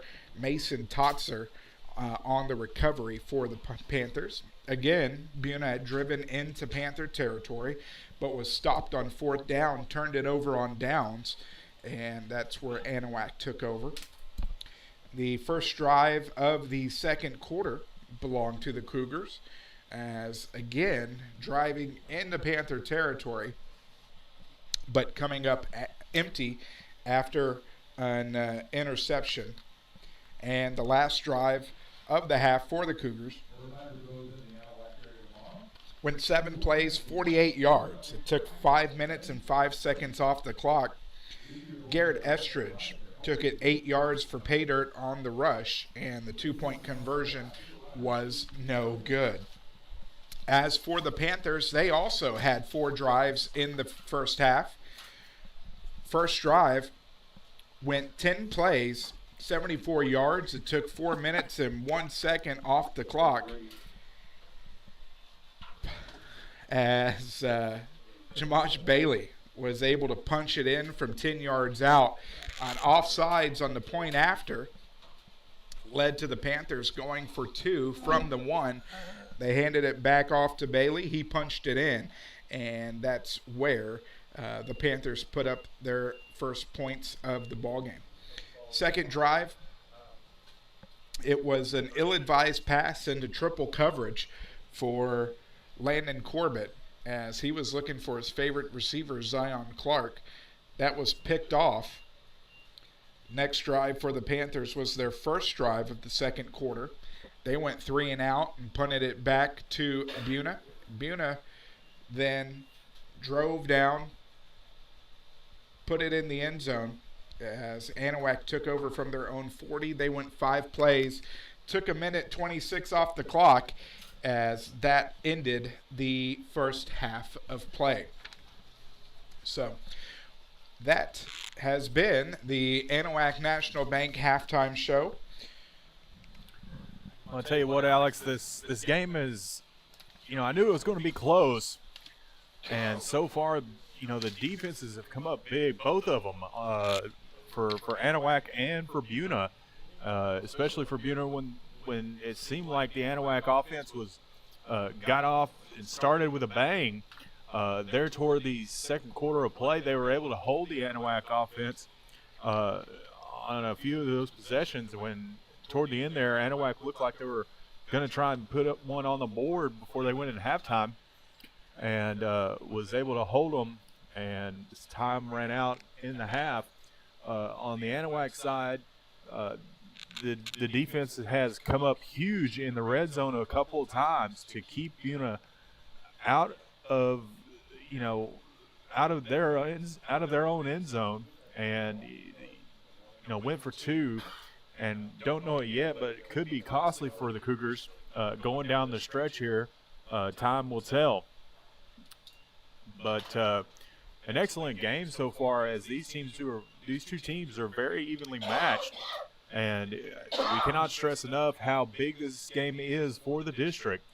As for the Panthers and how the outlook looks for the playoffs in this district, they really need to come up with a W here tonight and go into Kirbyville and the last game of the season against Woodville on a roll, so that they can pull off those 2 wins to guarantee them a spot. Because right now, nothing's guaranteed, especially if you drop one this late in the season. And only 3 weeks to go before we start by-district playoff play. Absolutely, and especially in 10-3A where there is talent aplenty. Each district game is that big, and obviously it's no secret that East Chambers is the cream of the crop, going through Buna and Anahuac so far this year in district play. So the fight begins for that second place. As they said, the all-important second place, if you're in the top 2 rather than the bottom 2, can make a world of difference, especially in the playoffs. So Anahuac needs to come out. They get the ball first. If they can replicate what they did on that first drive and really hammer it home, set the tempo for the second half, this is going to be a huge 24 minutes of play here in the second half. Absolutely. They got to go back to the things that were working for them early, and keep sticking to their bread and butter, and they've done a great job of managing the penalties, and we've talked about penalties multiple games this year, and they've done a great job tonight, and limiting those. As we'll cut to the live feed here. And we're not the only ones who have been talking about the penalties. It's also been Coach Neese and interviews and everything that's been going on. So it's not something that's out of the blue. It has been an issue as the Panthers continue to work on that. So the ball is teed up as we are set for the second half. As we said, the Panthers getting the ball here to begin the second half. We'll have to watch again as Van de Venter did a pooch kick at the end of the first half. Back deep, Clark and Sanchez. Again, this one is going to bounce around. Clark has to pick it up across the 35, makes a move, has some room around the 40, cuts it back, has defenders, as he's going to be taken down at the 45. Not a bad way to set up shop for the first possession of the second half of the ball game. Well, Clark trying to make something happen there, and he definitely gave the Panthers good field position, as it looked like he had room to run on the far side of the field, but decided to come back to the near side, as the Buna Cougars were able to run him down and bring him down. First down, deep back Sanchez. He gets the pitch across the 45, across midfield, pushing his way forward, fighting his way, falling forward to the 38. And just like that, a pickup of 18 and a first down for Christian Sanchez. Well, you know, we were just talking about the Panthers sticking with what works, and Sanchez has done an excellent job on the ground as he takes it across the 45 there and close to the 30, or 35 regular, close to the 30. 27 Sanchez on the carry. Fed him the rock again, picked up 6. Will bring up second down and 4. 71 yards rushing on 6 carries for Christian Sanchez. 2 wide for the Panthers. Corbett will come under center. Fakes the handoff. As the handoff was to Dye, he faked out everybody down to the 5. Wow. 28-yard rush for Dye. They're going to hurry up to the line so we can't see the replay, but I'm going to save that one. Corbett fighting his way up the middle, touchdown.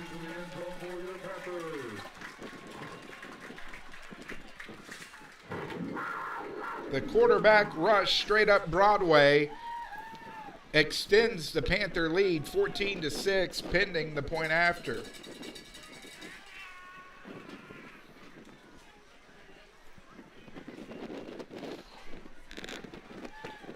And I want to look at that play beforehand, right after this PAT. Sanchez in for the point flag after. again. Kick is up and good, but once more, the Cougars are offsides. They're going to decline it. They're going to take the PAT.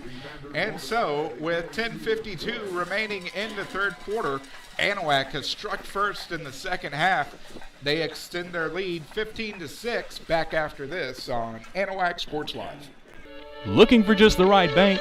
For a real community bank, locally owned and operated since 1976, come to Anahuac National Bank. Offering services from your first checking account to mobile and online banking to business and home loans. This is Texas banking at its best. Find us online at anbank.net. Anahuac National Bank, Chambers County's only locally owned and independently operated bank. Member FDIC, equal housing lender. That's what they needed to do. Now let's look at this Houdini play here. As I think it faked out everybody, as Kane Dye took it right up the middle. Man, what a misdirection there as it faked out the our camera person up there, Terry Fornberry, and faked up both of us up here in the booth. Man, what a play. That's a lot of practice Yes. right there to have it that streamlined. I mean, you could barely even tell when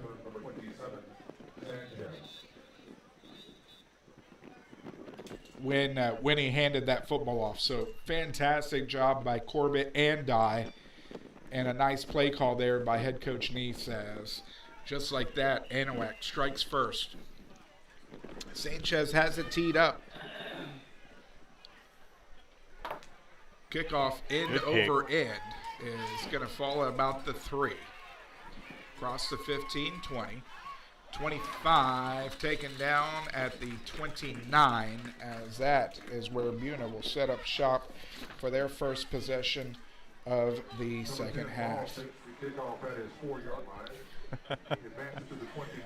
So that last drive by the Panthers, 4 plays, it took 1:08 off the clock. They drove 55 yards.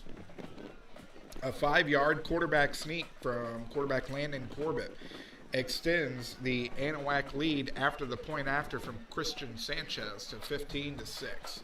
It's Moss under center. He's going to hand it off to the back, Menard. Menard fighting his way forward, pushing his way forward, as he's going to pick up 5 on that first play.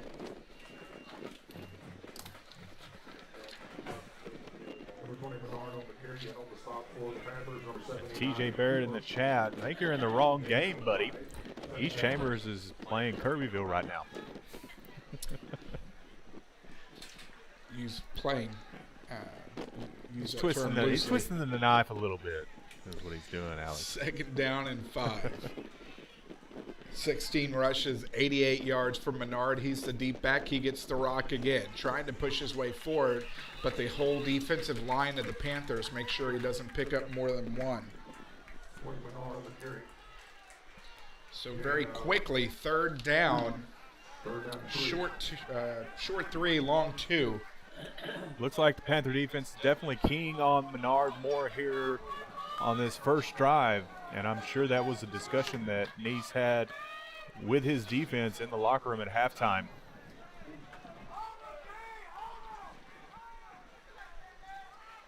We'll tick under 9.5 remaining here in the third quarter. Moss will come under center. He's going to keep it around the right side himself. Corbett is going to stop him and push him out of bounds. Great pursuit there by Corbett to keep him from getting that first down. Just like that, the Panther D holds and should bring on the punting unit for the Cougars. I think that's the first 3 and out we've seen from the Panther defense tonight. That is.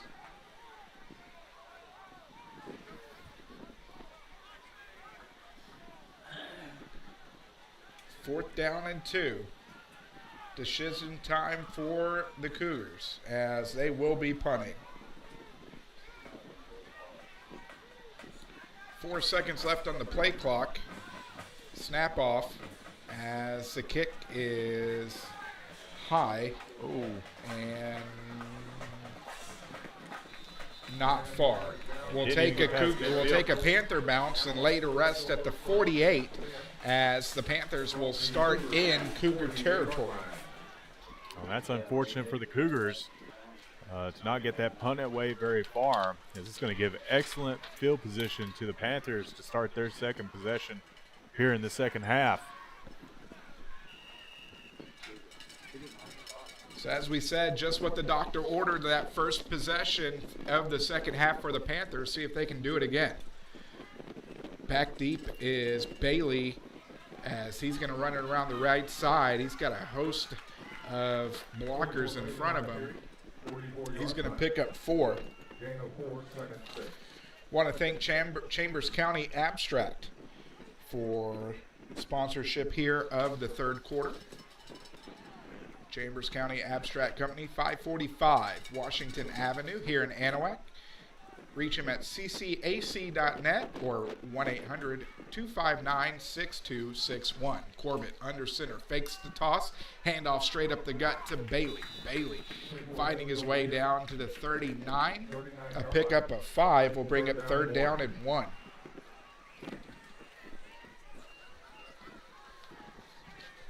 Very quickly to the lines, Corbett. He's going to sneak it across. He'll pick up the first down after a pickup of 2. Move the chains for the Panthers. First down for the Panthers.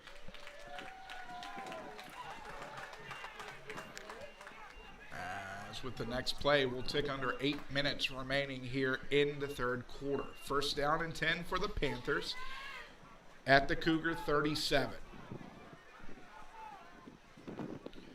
Dye and Bailey, the backs behind him. Sanchez far out left. Pitch to Dye around the left side. Has Good block by blockers Bailey. across to 30, across to 25. Still on pushing his his way forward. dragging Cougar defenders with him. Makes his way out to the 23-yard line. Let's take another look at that, and that block up front by Bailey. Well, they're going to hurry up to the line. We'll cut back real quick. Pick up a 15. First down and 10. Hand off to Sanchez. Sanchez will get back to the line of scrimmage. Loss of 2 on the play. Second down, 12. 64. So 6 rushes, 64 yards for Dye. Sanchez 7 rushes, 69 yards off the loss of 2 for a second down and 12 at the Cougars' 25-yard line. Corbett under center. Runs into Another Dye. fake. He's going to turn around and take it himself. He's going to pick up some yardage.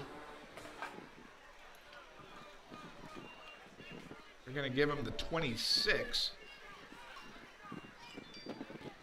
21-yard line. I'm sorry, 21. And 7. Now, I don't know if that last play was designed that way or if there was a little bit of confusion there on where the ball was supposed to go.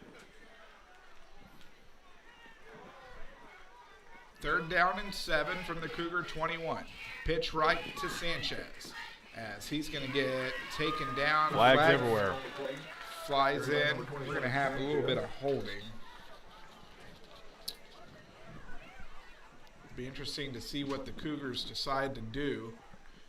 If they think it's within field goal range, that they will accept the penalty. If they don't believe so, might be something where they decline it and put the ball at head coach Greg Neese's corner. They're going to back him up.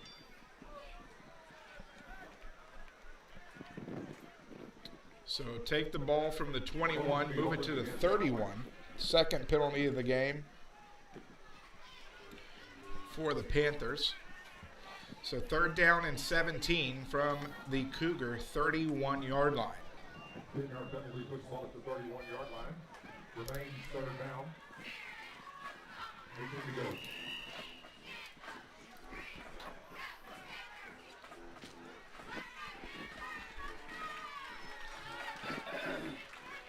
Head coach Neese looking at his play card, drawing up his third down and 17 play. Well, I think to even have a chance, as we talked about earlier, at a Sanchez field goal, this time with the wind at his back, they're going to call a timeout here. But like I was saying, with the wind at his back, I think they can get it to the 25, and Sanchez has enough left leg to get it through the uprights if they wanted to. But Neese didn't like what he saw there from his offense, having to take a timeout. And I need to give everybody their timeouts back. But, you know, in the second half, taking a timeout this early is probably not ideal for Coach at this point. No, not right now. And great point. With the wind behind his back, Sanchez would definitely have the leg to get it there. Obviously, why Buna accepted the penalty.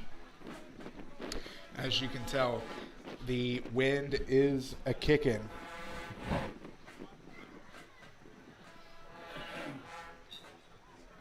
Robert says, "Let's go Cougars."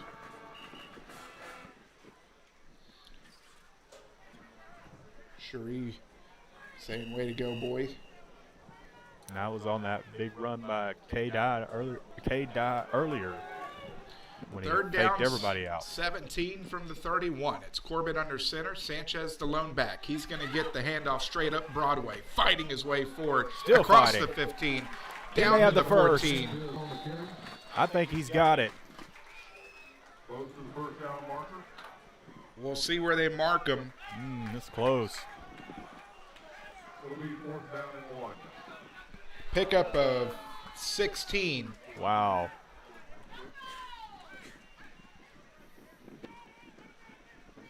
Where that far side official was, I thought they had it.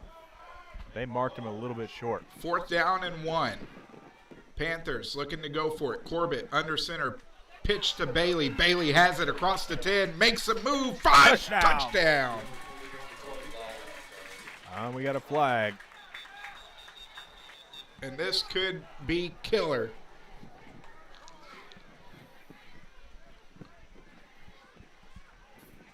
Holding against the Panthers.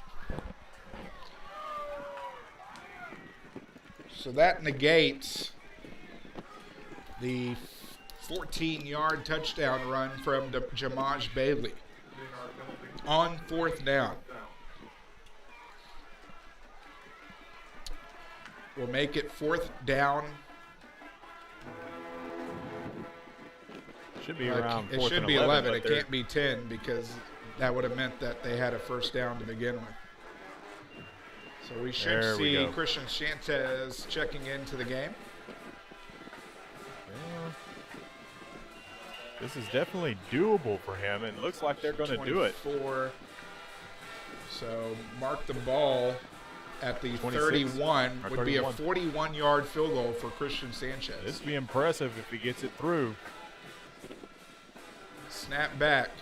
Kick is up, and it is Good. no Oh, good. it went just to the right side of the upright. Unfortunate. Looked like it was going in a curve right at the last second. So with 5:21 remaining here in the third quarter, the field goal that was no good will put the ball on the 31. Want to remind everybody of our giveaways. We're going to be giving away 2 Spirit Cowbells, and this is AP Spirit Cowbells, and we're also going to be giving away 2 Spirit T-shirts, and it doesn't matter which team you're rooting for, whether it's for Buna or for Anahuac. If you hit that subscribe button right now, then you will be entered to win one of the 2 Spirit shirts or the Spirit Cowbell. And how we'll do that, the first person drawn in the contest will have the choice of what they want, and we will go from there. So all you got to do is hit that subscribe button, and while you're at it, you might as well hit the notification bell as well, if you would please. Drop us a like on this video. And if you don't think that you have a YouTube account, you just might. If you have a Gmail account, all you got to do is sign into YouTube with your Gmail account and your password, and you'll be logged into YouTube, and then you can subscribe and be able to interact with us on chat. And we appreciate everybody that has got into the chat tonight, and everybody that's hit that subscribe button so far tonight as well. So quickly to the line come the Cougars. Handoff straight up the gut to Menard. Menard's going to pick up 11 and a first down. That puts Menard at the century mark. 18 rushes, 100 yards.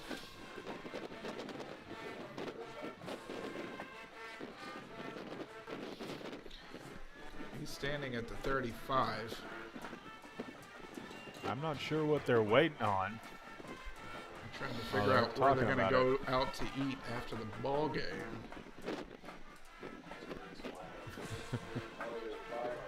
Oh, there is a flag on completely the missed that. turf. My And it's against apologies. Panthers. They were not talking about where they're going out to eat. They are counting off another Ooh, 15 yards after Ouch. the end of the run. So as we were talking about, limiting the penalties, the Anahuac have had 3 in this second half alone. Fourth penalty for 40 yards. Moves the ball to midfield.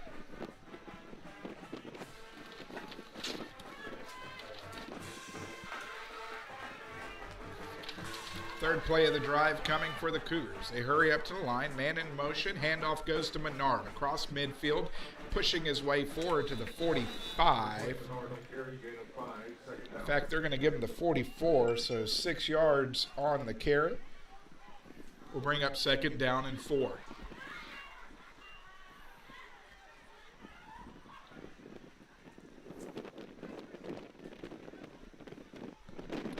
Wind is a kick in here in Anahuac. Moss under center, handoff, Menard up He's the got gut. room. He's going 20, 10, Brought just short down. of the 10. He's going to be marked down at the 11. Good thing for the Panthers that Corbett was able to make up a lot of room there on his tail end and bring him down before he scored. And now they're going to have to be faced with a red zone situation here. 139 yards rushing on 20 carries for Jacob Menard. Hurry into the lines, the Cougars. They're going to feed Menard again. Menard fighting his way forward. Got a little careless with the ball. Got a little lucky there. Still going to pick up 4 yards. Looks like maybe 5. No.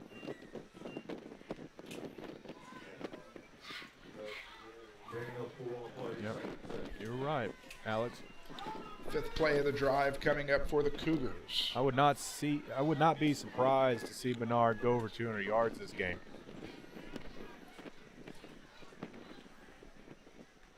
Just a workhorse for Buna. T formation. Handoff straight up the gut to Menard as he pushes his way into the end zone from 7 yards out to Pater. Touchdown, Cougars.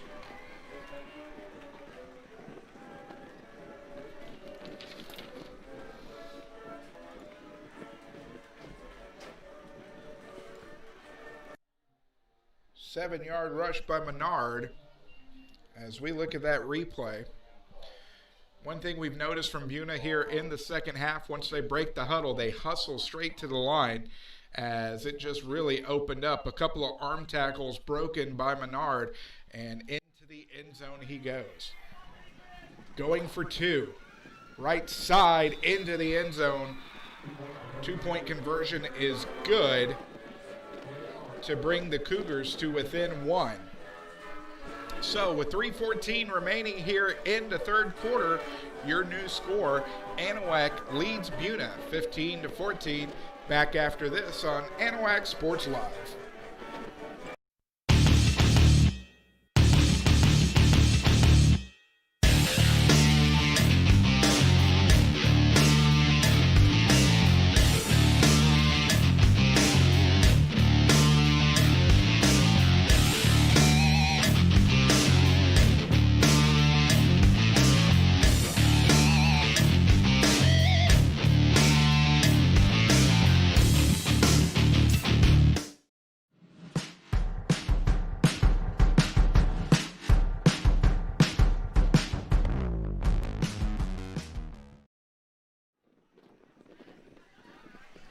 Alex Outram, Trent Hart, Terry Fortenberry, here with Anahuac Sports Live at Kyle White Field on the campus of Anahuac High School.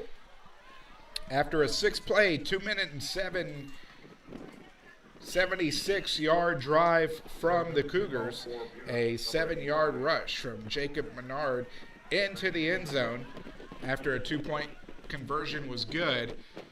Buna has cut the deficit to within 1. Clark at the 30, across the 40, across the 45, into Cougar territory, gets pushed out of bounds, and great starting field position again, back-to-back drives in Buna territory. Another good return there by Zion, as we saw one in the previous kickoff. And he was able to get across midfield, and the Panthers will start off with good field position again for this series.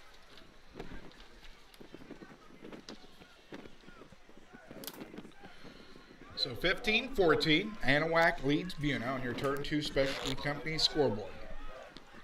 Corbett will come under center, 2 receivers to the far side. Anahuac moving left to right, pitch back to Bailey. Bailey across the right side, breaking tackles, falling forward. He's going to fall forward to the 41. That'll be a pickup of 3. Second down and 7. As we're going to have a timeout on the field. We will take it with them as we'll be back. 2 minutes, 55 seconds left in the third. This is Anahuac Panther football on Anahuac Sports Live. You've heard about shopping local. How about banking local? Since 1976, Anahuac National Bank is the only locally owned and operated bank in Chambers County. We know you see Anahuac National Bank folks out in the community supporting our schools, veterans, and nonprofits. Why not bank where you live? These experienced banking professionals understand local businesses and the housing market. Visit online today at anbank.net. Member FDIC, Equal Housing Lender.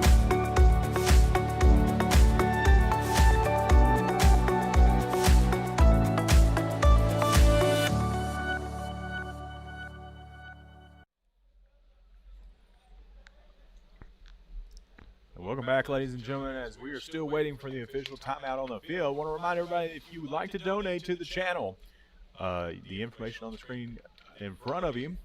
We're trying to upgrade some equipment, so whenever we go out of town next week to Kirbyville, we'll be able to bring the best broadcast possible to you.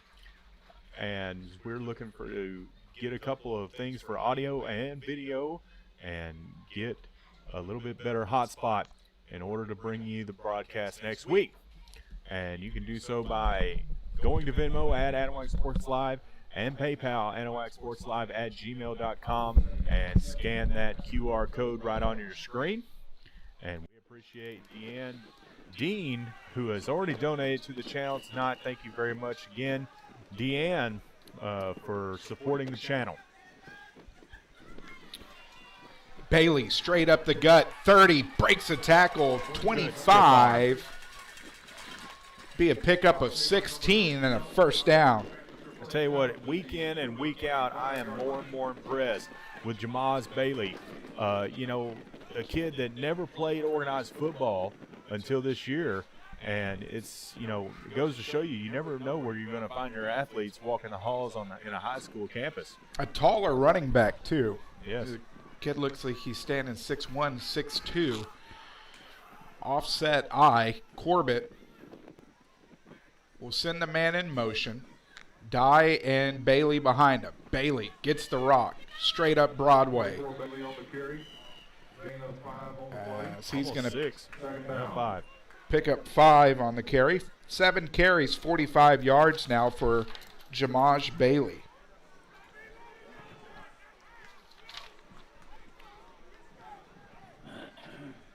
Fourth play of the drive coming up. 2nd down and 5. We'll tick under a minute 50 remaining here in the third quarter. Corbett under center, fakes the toss, straight up the gut, has some room, jumps, will get to the 6. That'll be a pickup of 14, and we'll move the chains. 52 yards on 11 carries. As one of the things that they were talking about, that head coach Neese was talking about in the pregame show, was trying to limit the exposure of Corbett. He played almost every single play last week. Right. This week, being able to spread the wealth with the running backs has taken a little bit of the pressure off of Corbett. 1st and goal from the 6. 3 backs. Single back now is Bailey. Jumbo formation, pitch left. Bailey trying to break a tackle as he's going to get back to the line of scrimmage. Will bring up 2nd down and goal. You can tell they've really worked this running back by committee this week, as it was a different story last week. And even before last week, it was a running back by committee with Bailey and Sanchez and Cade Dye leading that charge, and it looks like they're going back to that here tonight, and it's working well with them so far.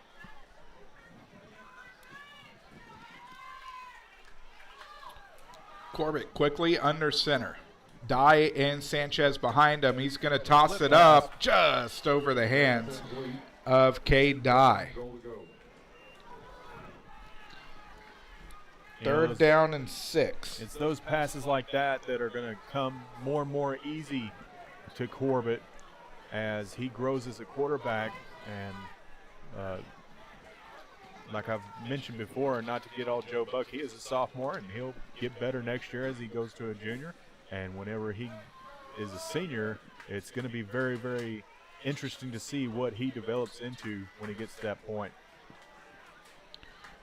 Corbett under center, 2 backs behind him, Sanchez and Dye. Pitch to right to Sanchez, fighting his way to the 1. Just short. pickup of 5. Panthers rush up moving to it. quickly. Corbett under center, pushing his way forward. Have a timeout. Smart timeout by the Cougars. That'll be their first of the second half. With 6 seconds remaining in the third quarter, we'll take it with them back after this on Anahuac Sports Live.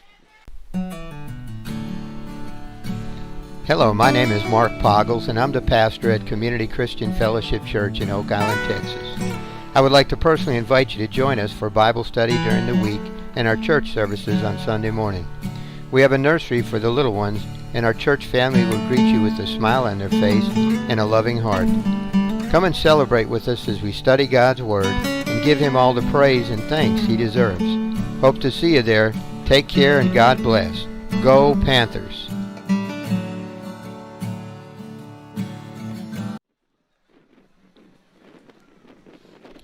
Huge play for the Anahuac Panthers offense as they come back onto the field. 4th down and goal from the Cougar 1. Sanchez will be behind Corbett. 3 wide, 2 to the near side, 1 to the far. Corbett taking himself into the end zone. Touchdown.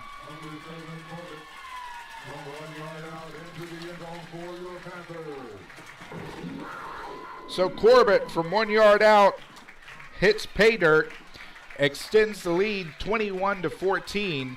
Now the all-important point after to push the lead back out to 8.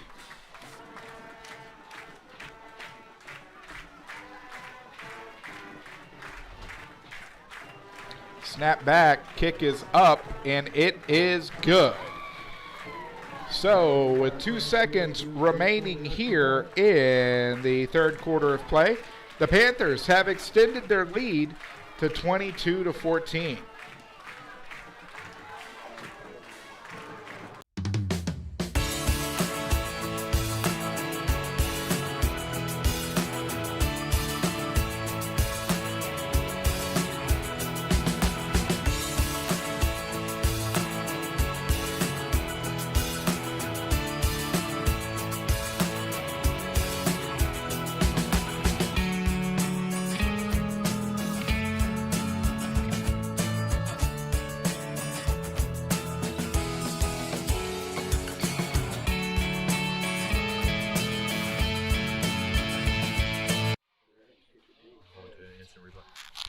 I want to go back to a play on that previous drive where it was very impressive by Corbett and get the fake again and get it close down to the 5, which set up the score for the Panthers. As Sanchez tees it up on his 40. 3 minutes, 7 seconds off the clock. Took 6 plays, 44 yards. The Corbett rush and the Sanchez point after, as we said, extends the Anahuac Panther lead 22-14 on your Turn 2 Specialty Company scoreboard.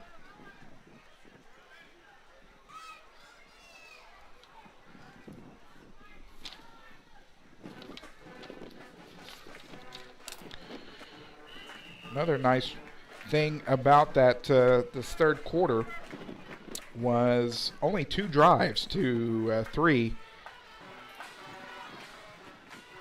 as across the 20, looking for some blocking across the 25, 30, 37 is where it looks like they will mark it. As 37 it is.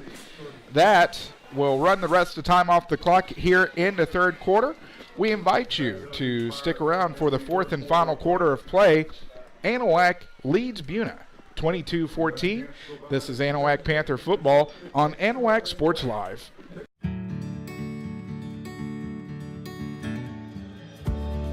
Whatever it is you wrangle, whatever seeds you sow, no matter what you nurture or what you choose to grow, At Texas Farm Bureau Insurance, we're proud to protect all Texans.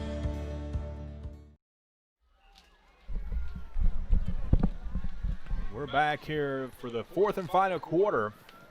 I want to remind everybody to please hit that subscribe button, as we appreciate everybody for taking us over that 300 mark, and everybody tuning in tonight and hitting that subscribe button for us. Handoff straight up the gut to Menard across the 45-50 into Panther territory to the 46. Pickup of 16 and a first down. 166 yards rushing on 23 carries for Jacob Menard. 42-0. East Chambers leading. Moss under center. Handoff, Menard. He'll get met at the 45. He'll fall forward, but he took a pretty good lick. Good hit there by Ty Pham to penetrate the line and come up and make a great hit on Menard. They need more of that if they expect to hold Buna from getting close again. So that's East Chambers 42-0 leading Kirbyville. Want to thank Third Coast Integrated Martial Arts for sponsoring the fourth quarter, as this handoff going nowhere. In on the tackle once more, Jonathan Cooper, the sophomore. A loss of one. One. That was generous. Third down and 11. Loss of 3. That sounds more like it. Colt Thibodeau. 5 rushes for 10 yards. So out of the gun is Moss. 4 wide, 2 to each side. Heading back is Moss. Puts it up, is going to be incomplete. Defender never made a move on the football, as Ty Pham face guarded and just put his arms up. An extracurricular going on here. Need to just settle down and play football instead of that mess. So pass interference will be the call. That'll be a 15-yard penalty and a first down.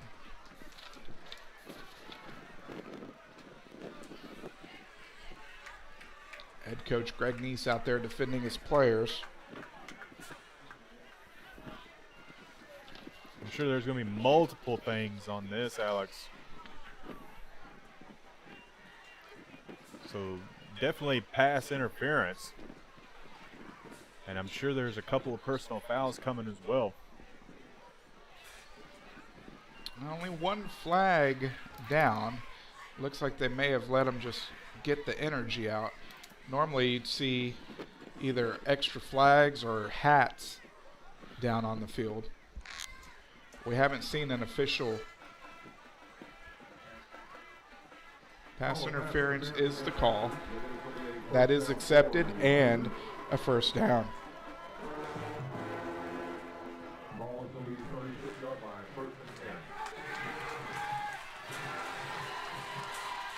So first down and 10 from the 36. Panthers trying to get the crowd pumped up. Cougars quickly to the line. Menard, the deep back, he gets it, and he's met at the line of scrimmage. Kevin Hernandez once more. Crowd turning up the volume, helping the Panther defense. In fact, that's going to be a loss of 1. Second down, 11. Second down and 11 here, as we'll tick under 9:45 remaining in the contest.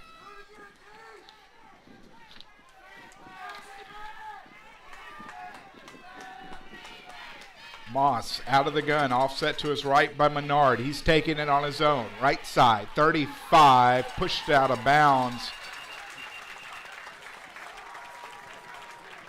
Making the tackle, KJ Moore, the freshman, already has an interception. 19 more making the stop on the play. 34-yard line. Pickup of 3 for Moss brings up 3rd down and 7.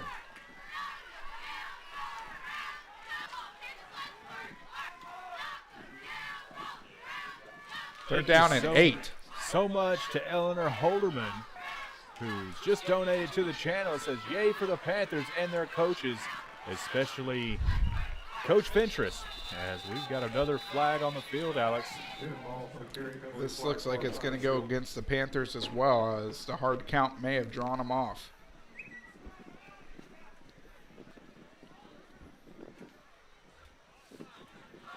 Ball is on the offside against the Panthers. 5-yard penalty, remain 3rd down. 3 to go. 60 yards and penalties on 6 penalties for the Panthers tonight. Shortens 3rd down and 3. Huge play here for the Panther defense. Buna hurries to the line. Handoff. Menard puts it on the turf. Turnover. Coming up with the ball, Logan De Hoyos. Huge play there by the Anahuac defense and Logan De Hoyos.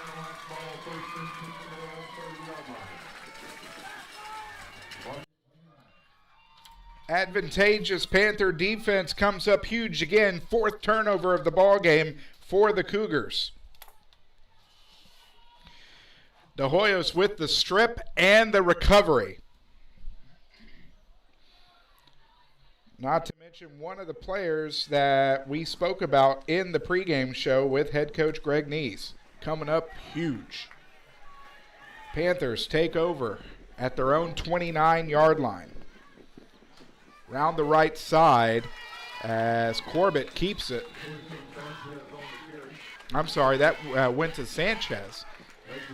Sanchez with a pickup of 7. I think they gave him 8 on that. Even better, 10 rushes, 98 yards for Sanchez, 2nd down and 2. Corbett under center, Dye and Sanchez behind him. Handoff, Sanchez down Broadway.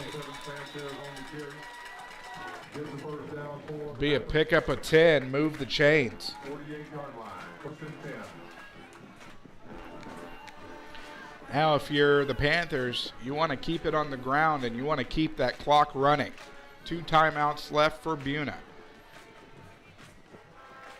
They definitely want to run the clock out here, and you notice they've slowed down their play calling quite a bit. 1st down and 10 from the Panther 48. Corbett under center, 2 backs behind him are Sanchez and Dye. Dye straight up the gut, Another across play. the 50, 45, 40, bowls over a defender, down to the 37. Pick up a 16 and a 1st down. They're hurrying up this time. 80 yards on the ground for Dye. Pitch left side, Sanchez makes a move.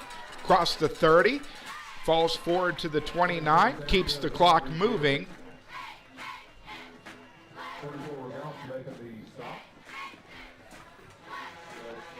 Pickup of Another 8.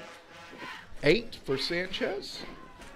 116 yards on 12 carries for Sanchez. His best game rushing on the year. Well, and it's also the best game rushing for Cade Dye as well, as we've not seen him get that much yards this year so far. Great to 2nd see him down do and it. 2. Sanchez taking it straight up the gut. Pickup of 6 will move the chains once more. 13 rushes, 59 yards for Corbett. Corbett with 13 rushes, Sanchez with 12, Bailey with 8, Dye with 7, evenly spreading the ball out.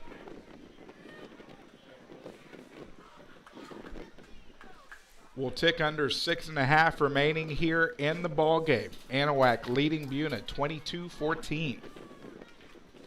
Under center, Corbett. Hands it off to the deep back Sanchez. Sanchez fighting his way forward.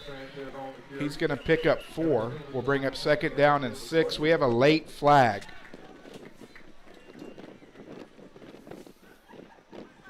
.120 yards on the ground from Sanchez. This is going to be a dead ball foul.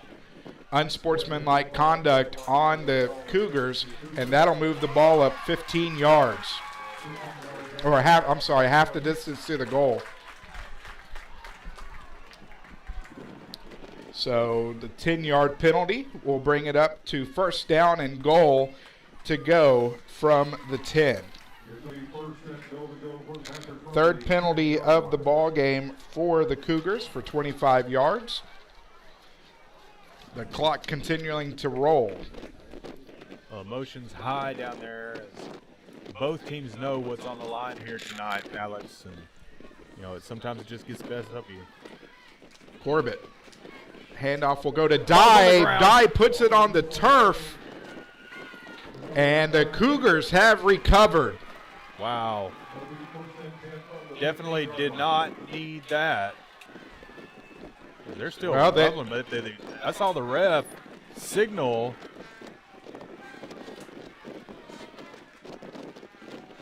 Fighting for the ball on the bottom of the pile was Sanchez. I thought that call was a little early. Let's see what we can see here on the replay.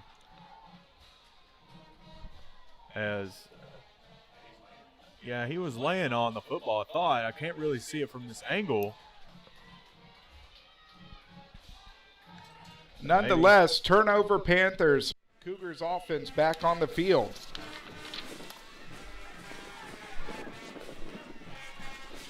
I'll tell you what, the Panther defense got to come up big here, as the Buna defense just did.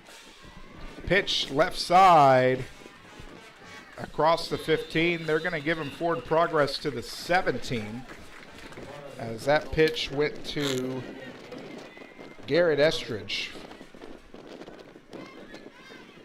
58 yards on 6 carries for Estridge, 2nd down and 8.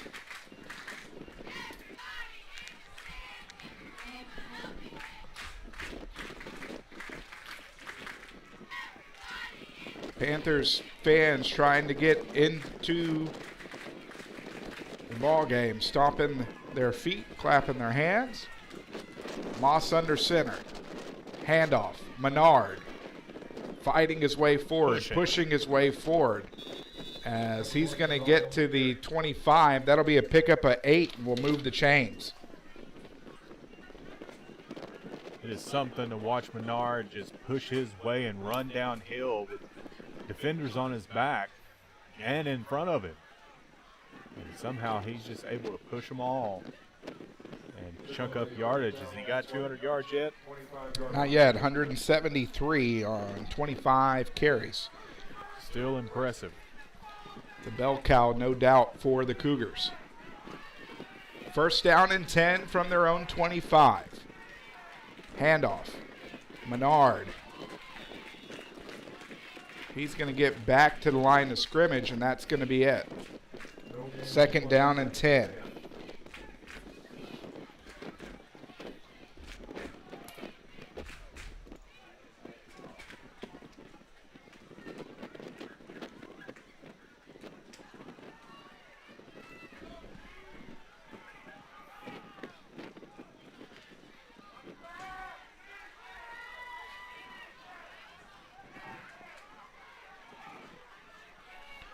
This one's going to go right side. Tripping on the field. Turf Monster got him.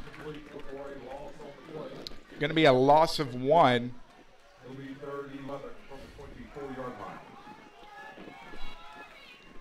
As that toss went to Estridge.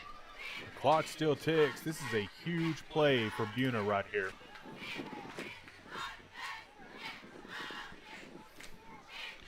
Third down and 11, the biggest 3rd down of the ball game. We'll tick under 3.5 remaining in the ball game. Moss sets back, looking to throw, has his man Corbett in coverage, in and out of the hands of the receiver Estridge. As that falls harmlessly to the turf, Landon Corbett was in coverage. He went for it all there.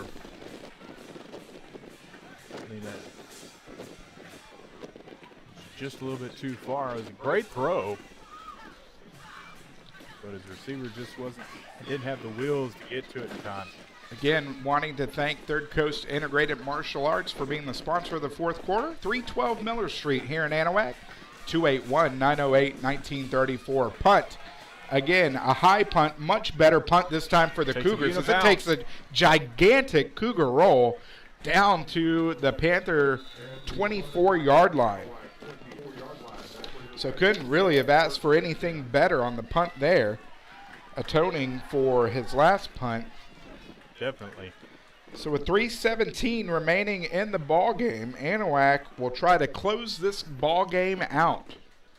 Well, they're definitely in the driver's seat. They just need a few first downs or a couple of first downs to wind the clock out and take this to the locker room with a W.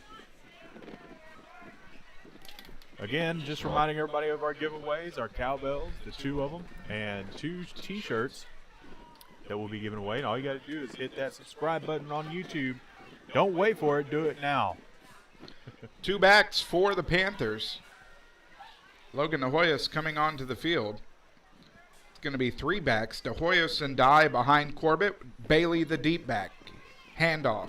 Straight up the gut. Pushing his way forward. Trying to fight for more yardage. 24 Bailey on the carry. We'll see where they give him forward progress to. They're going to say 5. We'll bring up 2nd down and 5. 50 yards rushing on 9 carries for Bailey. If I'm not mistaken, that's probably the best yardage he's had in a game to date. He might have had a little bit more. I feel like Bailey had broken off a pretty large run earlier this year. Yeah, he did against Mart. Pitch Bailey right side across the 35. Will be taken down at the 40. Pick up a 10. Will move the chains. First down and 10 to the Panther 40. This will be the 3rd play of the drive. Buna electing not to use one of their 2 timeouts remaining. We'll tick under 2 minutes remaining after they get this play off.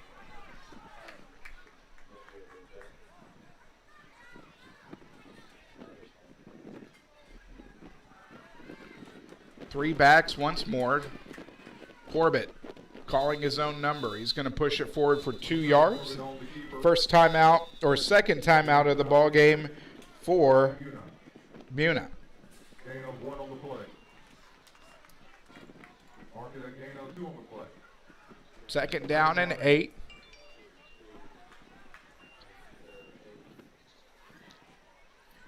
Panthers trying to close this ball game out. Pick up their 3rd win here in district play. Trying to hand Buna their 2nd loss in back-to-back weeks here in district play. Looking ahead, as Trent had said earlier, Anahuac will travel to Kirbyville.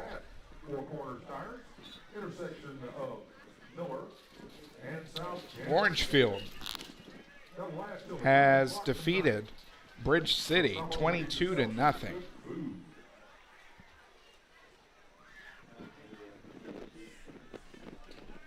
Nederland.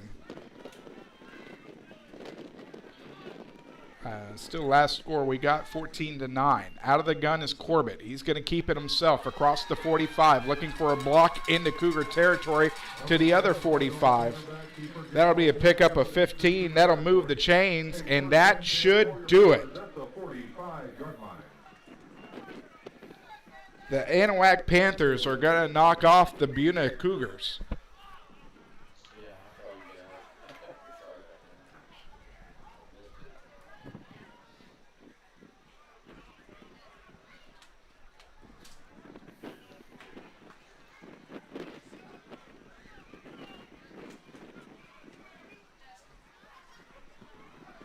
Seven seconds remaining here on the play clock. Corbett will come under center. Pitch it to the deep back, Bailey. Bailey, 45, 40, bowls over a defender. Will fall forward to the 38. 7-yard pickup for Bailey. Last timeout of the ball game for Buna.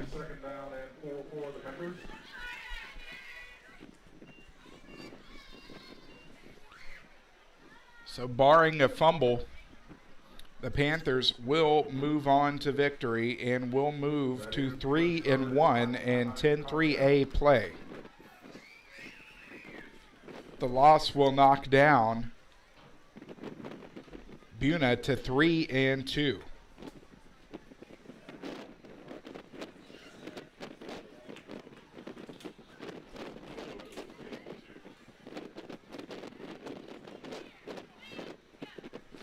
Crosby still leading Dayton in the fourth, 21-0.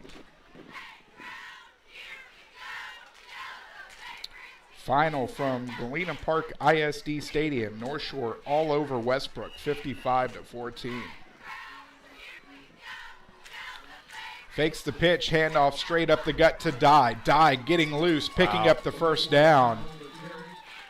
And that will be the final nail in the coffin after a pickup of 13 for Dye. Excellent effort from Dye tonight. We'll go over those stats here in a little bit in the post-game show.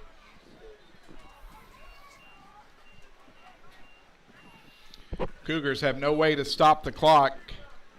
2 knees, and that'll end the ball game. Great win for head coach Greg Neese and the Anahuac Panthers tonight.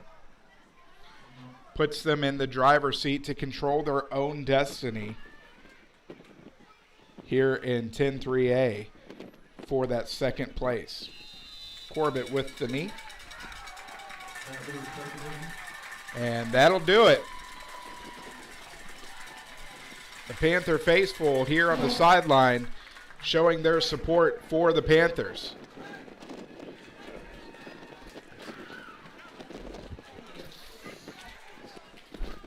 As Panthers come to the sideline,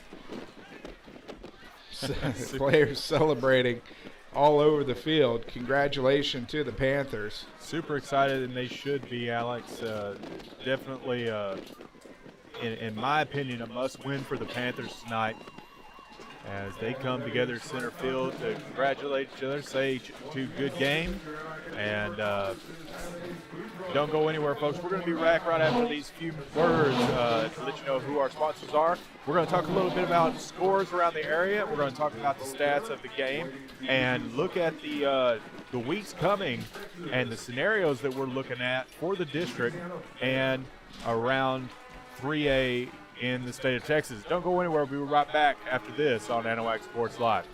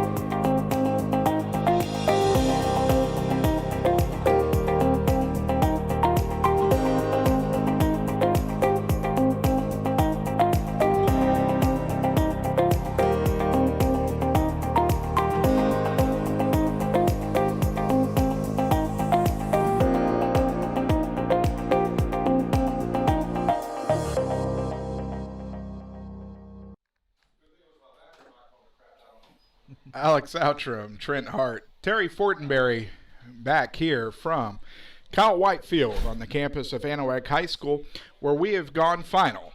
Anahuac has knocked off Buna 22-14 as we welcome you to the Texas Farm Bureau postgame show. And Trent, something we talked about at the half moving into the second half was really coming out on that first drive, making an impact, setting the tone. And that's exactly what the Panthers did as they came out, received the football to begin the second half. And at that point, really added on that touchdown and, really, as we said, set the tone for the second half. Well, and that's exactly what we said they had to do. They had to stick with what works. They did that. They stuck with the running back by committee. All three running backs that we saw here tonight did their jobs and then some. We saw some of the best play we've seen out of Cade Dye and Sanchez and Jamaz Bailey, as you'll go over some of those stats here in a little bit, in this very important matchup in this district as Anahuac controls their fate going forward with their remaining games against Kirbyville and their last game of the season here in Anahuac against Woodville, which will also be a very pivotal game to wrap things up for the 2020 season. So looking at Buna as their drives here in the second half, their first time they touched the rock in the second half, they went 3 and out, which was the only 3 and out that the Panthers defense was able to get. Again, more of the bend, don't break defense that we've seen from the Panthers in the past. Right. Came up big again tonight. Second drive of the third quarter for Buna. They went 6 plays, 76 yards. They took 2:07 off the clock. The 7-yard rushing touchdown by Menard tacked on the 2-point conversion as they got within 1.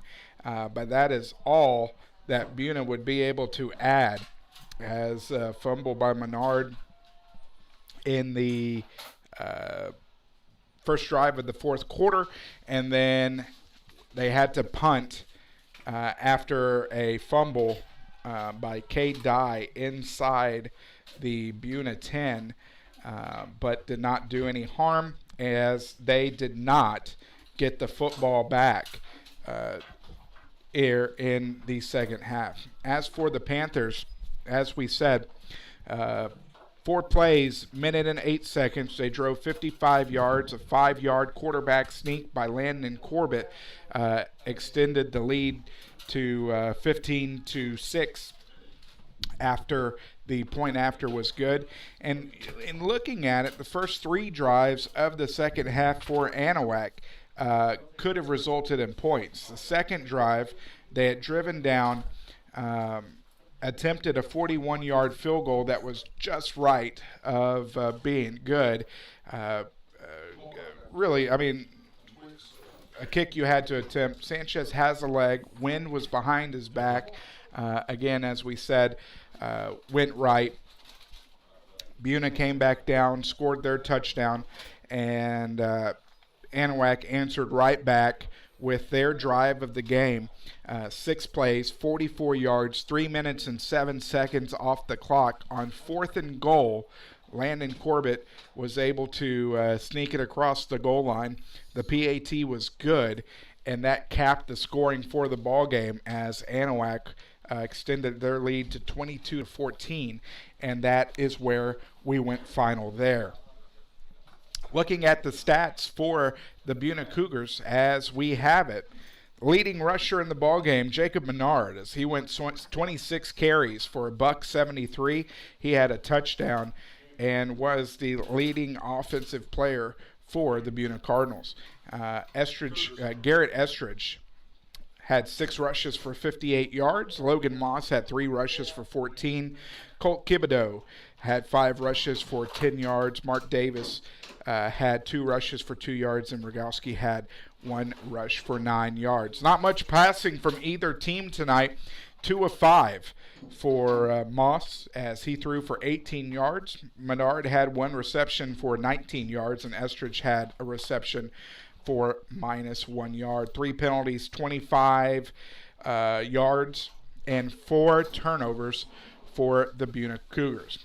As for the Panthers, leading rusher in the ball game was Christian Sanchez, 120 yards on 13 carries. Cade Dye, after that, 8 rushes, 93 yards. Landon Corbett, 16 rushes, 76 yards, 2 touches. Bailey, 11 rushes, 67 yards, and the other touchdown on the evening. 2 of 6 passing for Corbett with an INT. He had 63 yards, 44 yards to Sanchez, 19 yards to Adam Galeas. 1 passing attempt in the second half. Penalties, they had 5 penalties in the second half. 6 penalties in the ball game for 60 yards, 1 turnover tonight. 2 turnovers tonight for the Panthers on the interception and the Cade Dye fumble again inside the Cougar 10. Alas, it did not hurt the Panthers.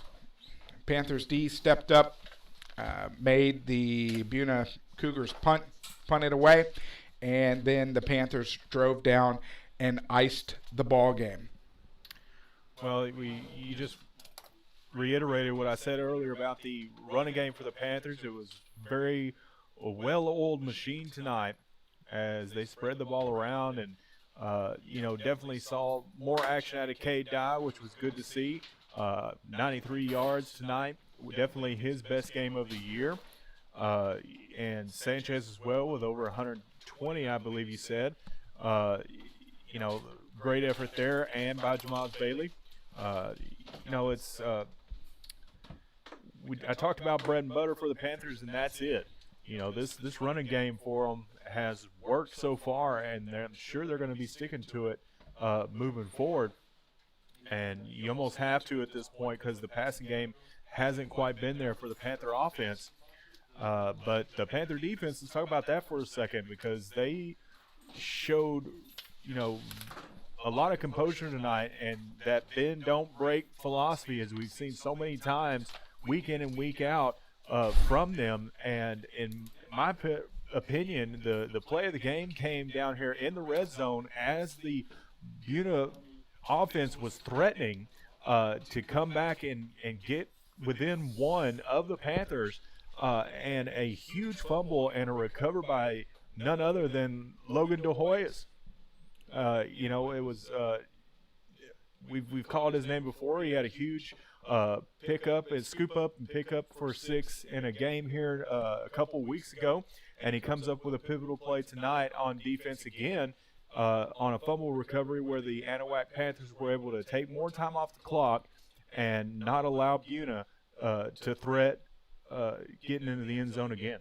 Yeah, and just a huge play, and as Coach Neese said in the pregame show, the heartbeat of that defense, the spiritual leader of the team, making big plays at big time spots as he did again. Logan Hoyos, Ty Pham, we said his name a few times. Plays. Kevin Hernandez with some great linebacker play. The sophomore coming up huge for the Panthers, Jonathan Cooper, making more than one good play. It looked like they had to figure out what Jacob Menard was doing at the beginning of the game, because Menard was picking up chunk yardage. A man amongst boys out there, as it looked at some points, dragging Panther defenders with him. But as we said, bend don't break. Panthers defense played well enough tonight to secure the W. And just like you said about Menard, not to take anything away from Buna, they played the Panthers really, really tough tonight. Like I said before, both teams knew what was on the line tonight, and it was a playoff spot out of this district. It's going to be interesting to see them. They haven't played Woodville yet, I don't think. I think that's their next matchup. Or maybe no, they beat Woodville. They did beat Woodville. Sorry, I'm thinking of Tarkington, I think, who is on a bye this week. But anyway, they beat Woodville, which puts, technically right now they're in the 3rd spot. to make the playoffs out of this district. And a lot will depend on what happens over the next couple of weeks when Anahuac goes and visits Kirbyville and that all-important Woodville game.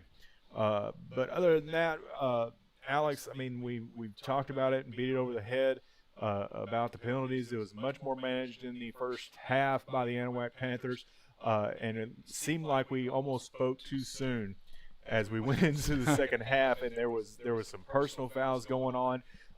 It seemed like the emotions were getting a little high, and the Panthers were losing control of it, but reined it back in and was able to come up with a W. So good for them, and best of luck to Buna moving forward, and of course to the Panthers as they seek a playoff berth for the second year in a row. Yeah, and again, don't want to overlook Kirbyville next week. Obviously, a very, very important game for the Panthers to take care of business. But as we said, this win over Buna puts the Panthers in the driver's seat to control their own destiny for that second seed out of 10-3A, which would be huge. Well, with that, we're going to step away for just a couple more minutes. We'll be back with maybe some little score updates and our final thoughts on the game and our final thoughts on the picture moving forward for the Panthers. And we'll be back right after this. I'm Trent Hart. This is Anahuac Sports Live. Don't go anywhere. We'll be right back.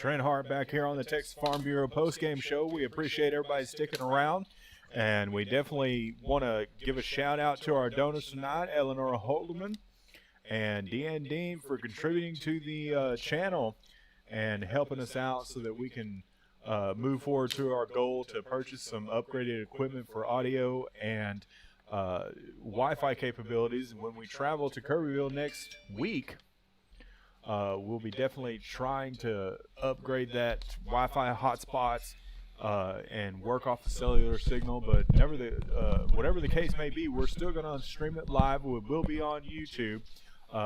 Last ditch resort is to go through the Facebook app if we have to. But we're going to make every opportunity, take every opportunity to bring you the live stream through YouTube. So be looking out for the information on that next week. Want to thank everybody who subscribed tonight, and if you are still watching and haven't done so yet, please hit that subscribe button and the notification bell. We very much would appreciate it. And you'll be entered to win one of the 2 cowbells or one of the 2 spirit shirts.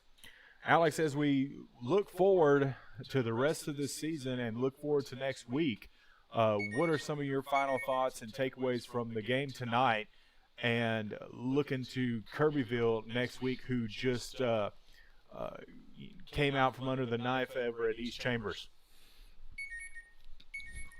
Well, the Panthers seem to find a recipe for success tonight. Right. They spread the ball out. You've got your speed back in Sanchez. You've got your big back in Dye. Corbett, who is one of the best athletes on the team, able to do his thing. You mix it up with Jamaj Bailey, who's got a little bit of height. It kind of Derrick Henry-esque if you look at his running style. Sure. Good analogy. So, that's what the Panthers do. They're going to win the game by pounding the rock. And you have to give big ups to the beef on the offensive line, creating the holes. Yep. And that's what you have to look for. They have to take advantage of the mismatches. They did what they were supposed to do tonight. They came in tonight. Buna was a little bit beat up, and the Anahuac took advantage of it, came out with the W, and again, you cannot overlook this game next week against Kirbyville. You have to win this one, control your destiny, and take it to the end of district play. Definitely. And, the Panthers have come a long way to change the culture here in Anahuac, and Coach Neese has been able to do just that over the last couple of years, as they made the playoffs last year, losing record, but they still made the playoffs and got on a win streak last year, which really pepped up the community and got everybody talking about the Anahuac Panther football program again. And it's definitely, got the kids back interested. And so props to Coach Neese, props to the coaching staff that he's brought on to, change the culture again, to use that phrase, here in Anahuac. And, you look at the younger teams, the JV, who has done really well this year, the 8th grade, who is undefeated, and the 7th grade, who has only lost one game, undefeated in district play.